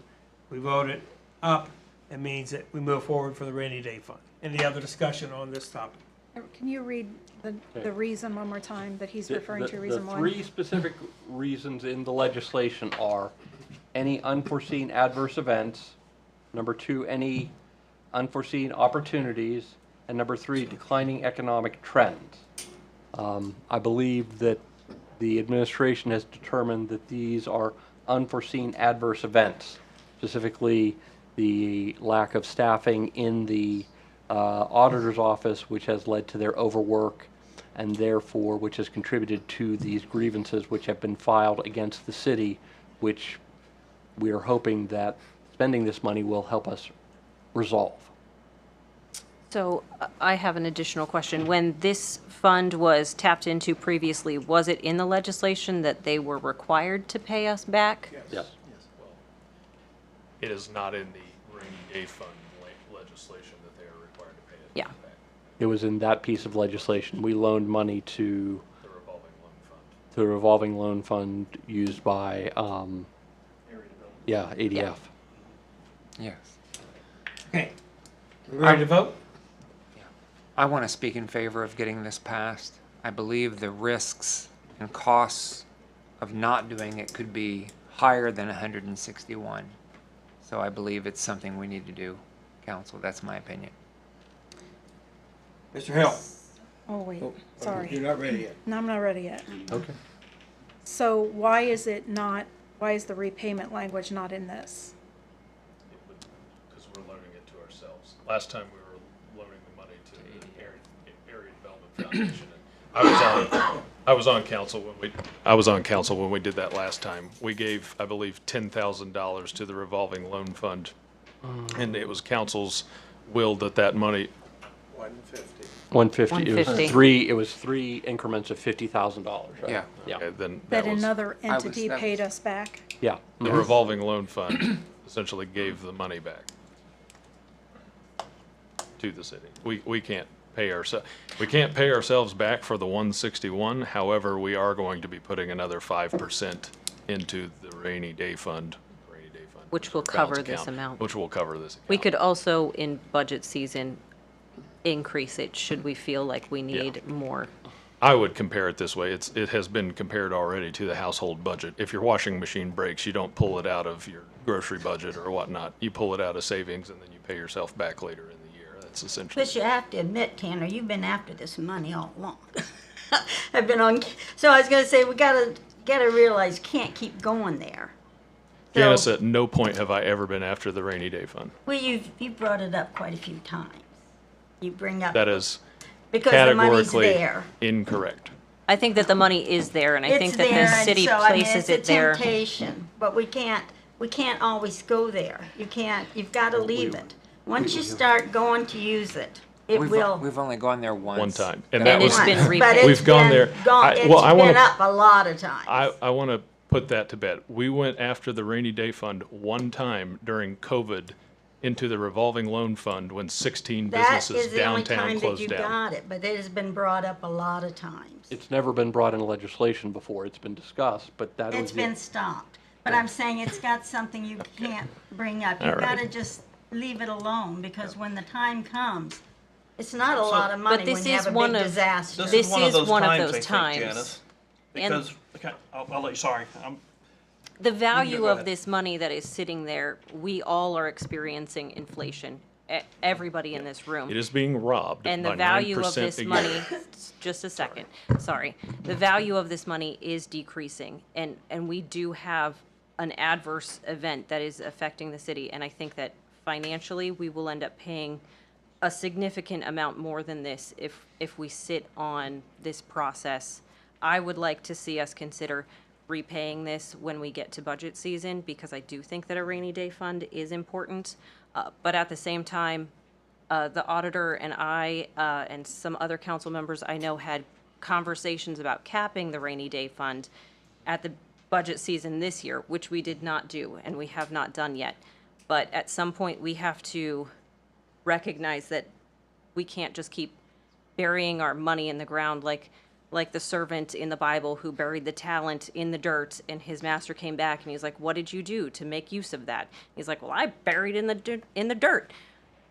We need to utilize some funds, but I really like the idea of paying this back at a point in the future. I understand that you're getting interest on it, but I also know I've been on council 13 years, and when I started on here, we had no rainy day fund. And I also know what it was like not to have any money to go to when you have a problem, and you have to find it. And I also know what it's like to fight and to get this started. And I know how long it took for us to start and finally get a rainy day fund, and how we've worked to keep it. So I know where that's been. To take what you just said, we have a problem right now that we gotta get fixed. So I This just is when say we that's, use it. just want to impress, I just know how easy it is to start to go to it. And I know how easy it is to take from it. Believe me, I know. And it's so nice to have. And once you take from it, it's so easy to go again if you've ever done it. If you've ever used a charge card too much, it's so easy to go, and how easy that it can all go. And that's just what I fear. You know, so that's the only thing. It's so easy, but that's the only thing. We ready to vote? All right, just one more Yes, question, Mr. I President. apologize. So this is all getting transferred to Safety Service Office services received. Does that mean payroll is now going to be contracted here instead of there? What does that mean? So services received is the line account that I pay all the contracts out through. Okay. I will send you a receipt. Can we have an update on this as we move forward as well, just so that council can keep aware of an investment should this pass? Mr. Miller attended the administrative meeting with McDaniel, so the council can invite you all to attend the NeoGov meetings and whatnot, so. Sure. Yeah, if you want, because I talked to Janice, I have the luxury of not having a 9 to 5 every day that, like the rest of you have. So if you want, Janice or Tammy, I have no problem attending meetings where I can and then informing you directly for you to inform Thank you. the rest of council and public. If that will help. I have that benefit. I think I've said that before, but I'm fortunate to have that. Any other discussion? Mr. Hill? Ms. Keener, Yes. Mr. Miller, Yes.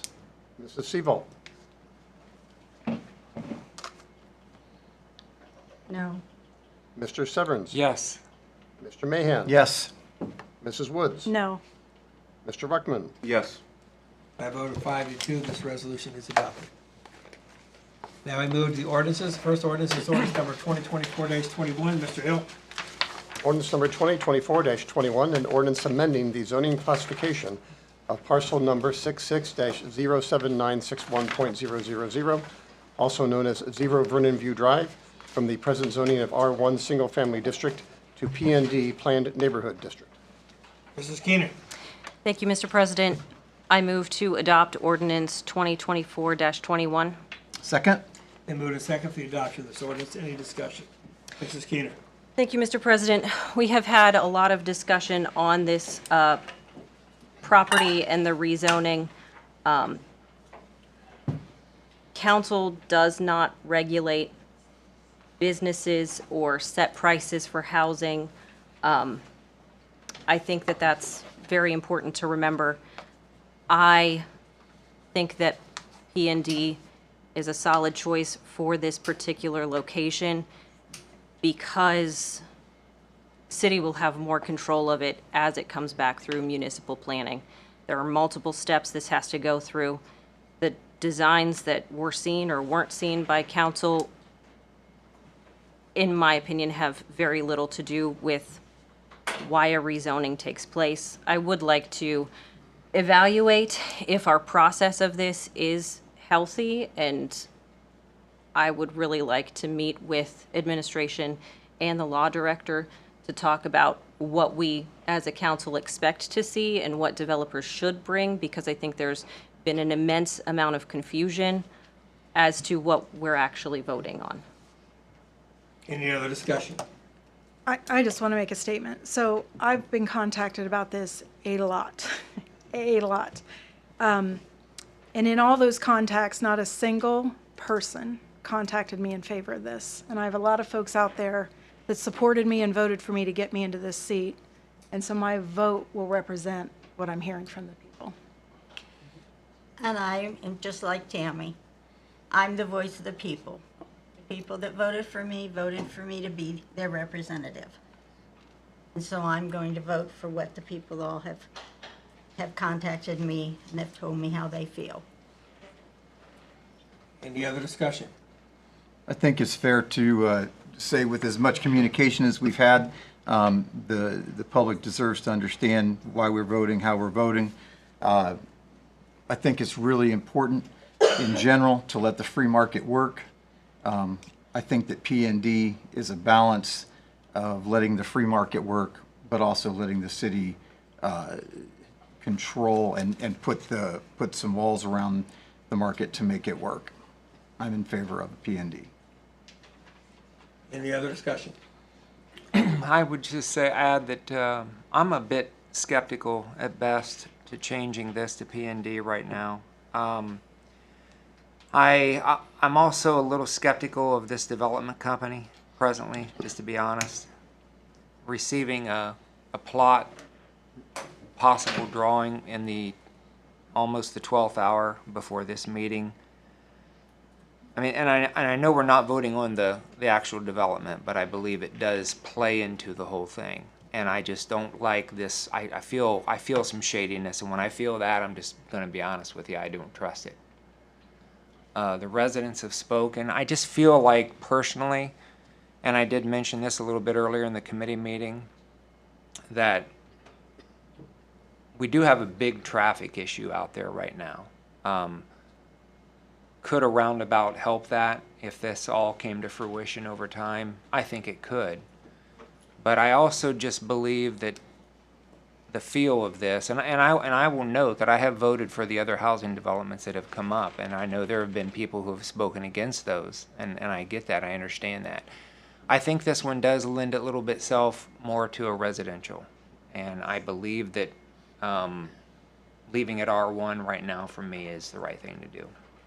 That's my opinion. Anybody else?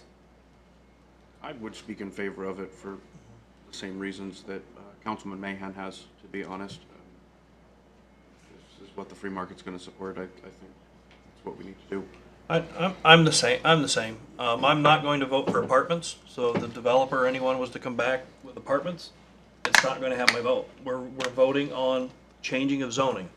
So I would not misread anything, however this vote winds up at the final, that means that before this council you would be able to bring in apartments. Because the public has spoken about that, and the public has spoken about owners, someone owning their home and taking care of their home, and them owning it. Most of the communication that I did get, which was, I don't know, quite a bit, probably the same you got, or we all got mostly the same, and that was a lot of concern of apartments. That was a lot of concern for people about that. And so I would not support apartments. As far as for single-family residences that people own themselves, that I can agree with. And since we're only voting tonight on the P&D, I agree with the P&D. You have a P&D right across the street. You have the R1 beside this property. You have, I don't know, whatever that commercial is on the back side, the back corner of the property, like we saw on the map. And then you've got, I don't know what that zone just north of there. Manufacturing. Manufacturing. So you've got manufacturing that is zoned where somebody could put in a manufacturing facility right next to your neighborhood already. So it is something to think about and discuss if that's the case. So in general, I do believe the P&D gives people opportunities to look at different types of affordable housing. And as we've discussed before, affordable housing isn't maybe necessarily what me or you might purchase. Because to me, a $380,000 house sounds outrageous, but unfortunately, in our day and time, that is affordable housing. So please do not mix up affordable housing with HUD housing. They're two totally different types of things, and I think at times those get confused. But council does listen to people. We may vote differently than what some individuals wish or don't wish to have happen, but we do read and respond to people. So anyway, that's all I have to say. Any other discussion? Mr. Hill. Ms. Keener.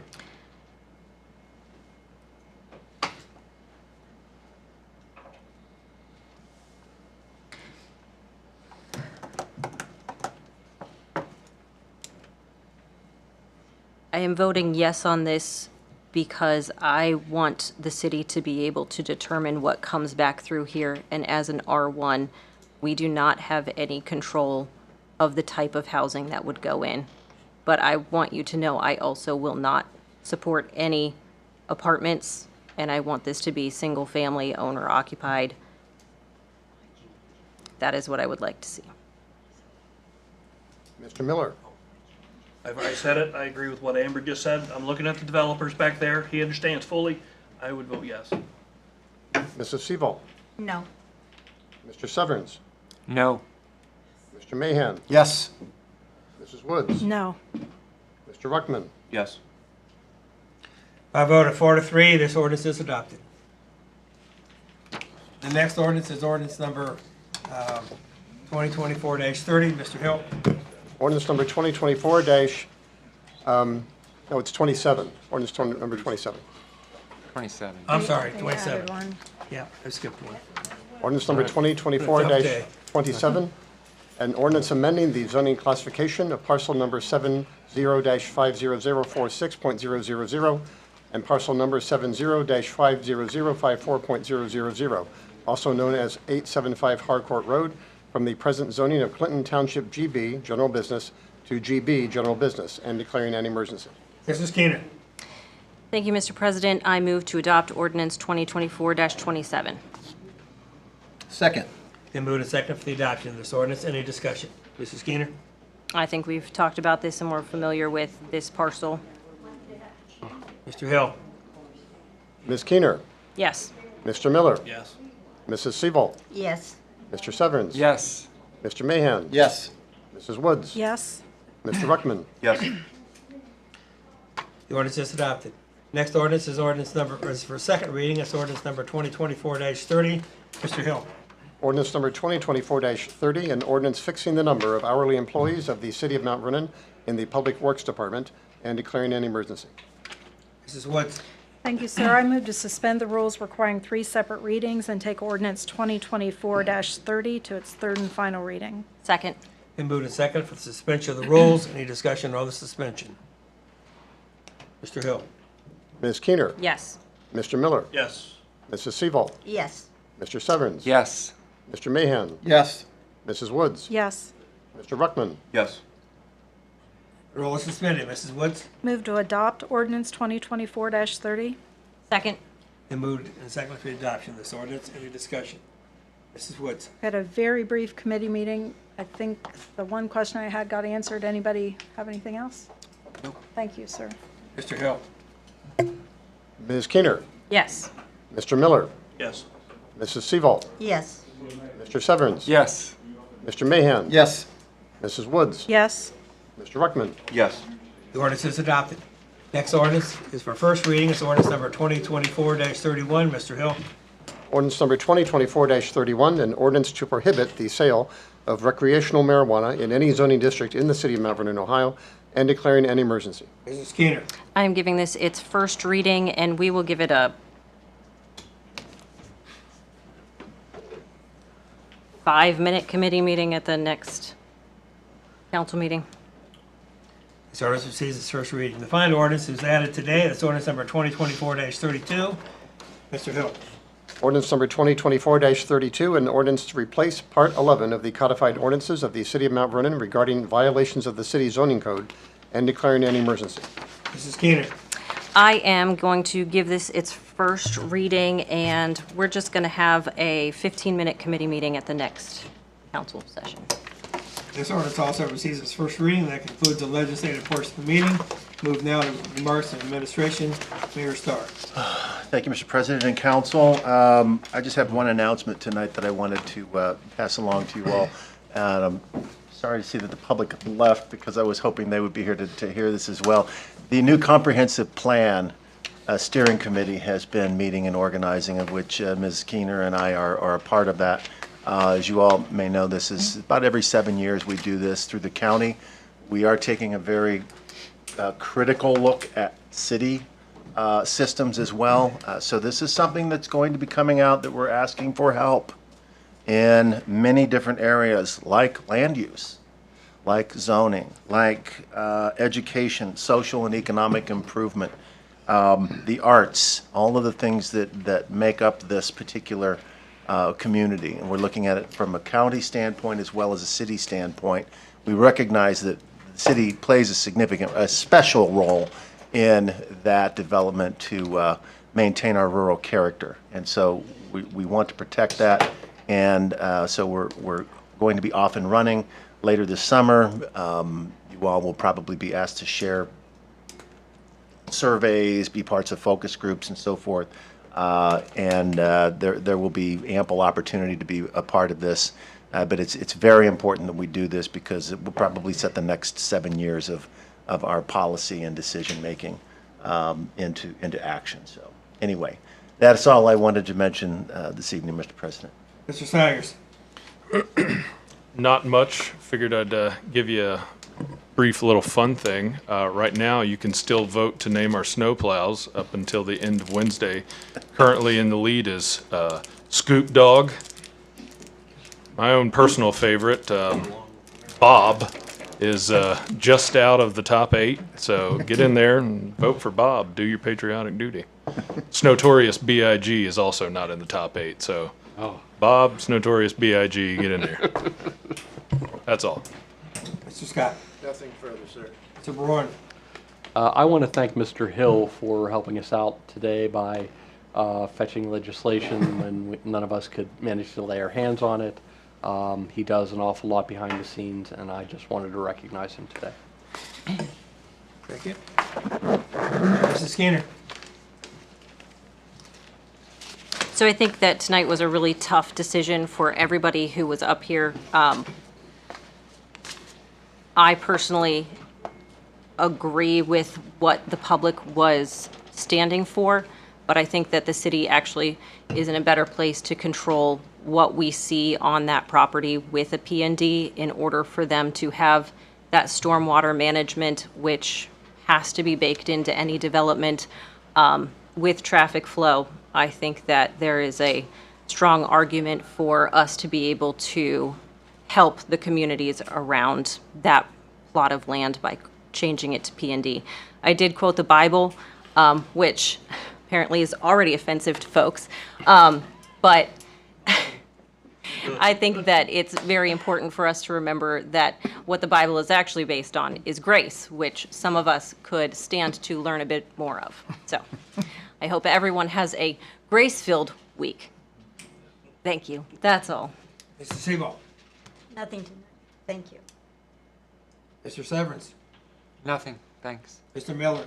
I want to thank that gentleman that talked about Pittsburgh Avenue because I actually agree with him.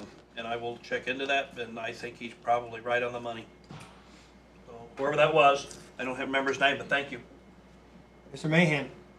I would like to ask administration if we can look into the reserved fund to fix this chair that makes me look like I am 4'3". I was wondering.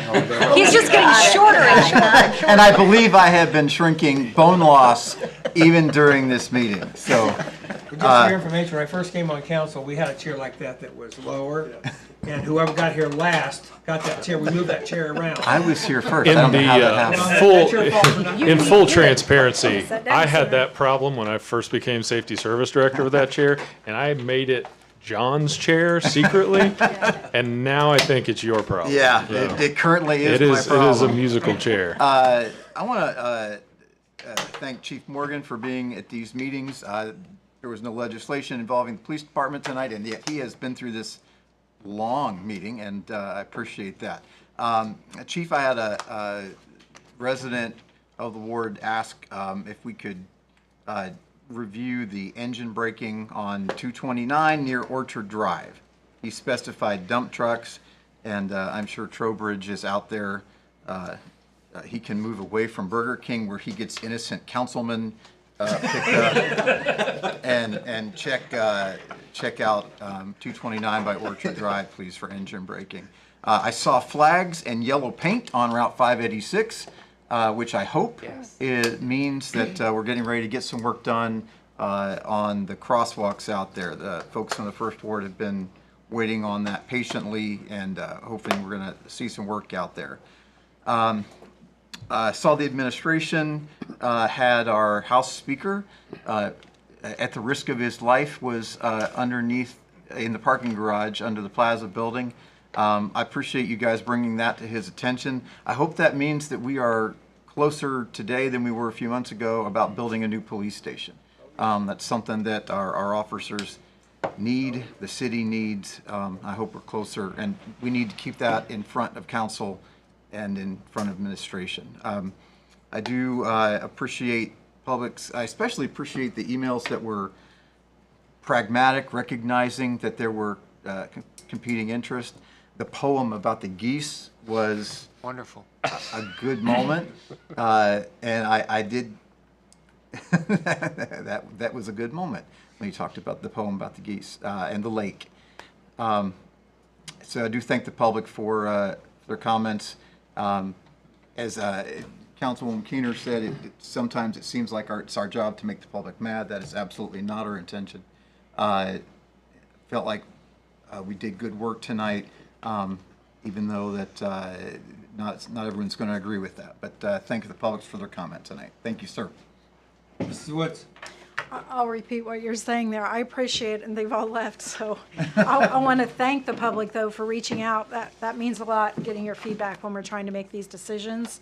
Everybody have a very safe 4th of July, please. And Mr. Hawkins, I know tonight was rough. Thank you for showing up and powering through. Appreciate it. Well, thank you for taking part in some of the committee meetings this evening. It's been a tough day. Thank you to the media for being here this evening, and thanks to the public for being here. And that being said, I call for adjournment. So move. Second. All in favor say aye. Aye. Opposed, nay. We are adjourned.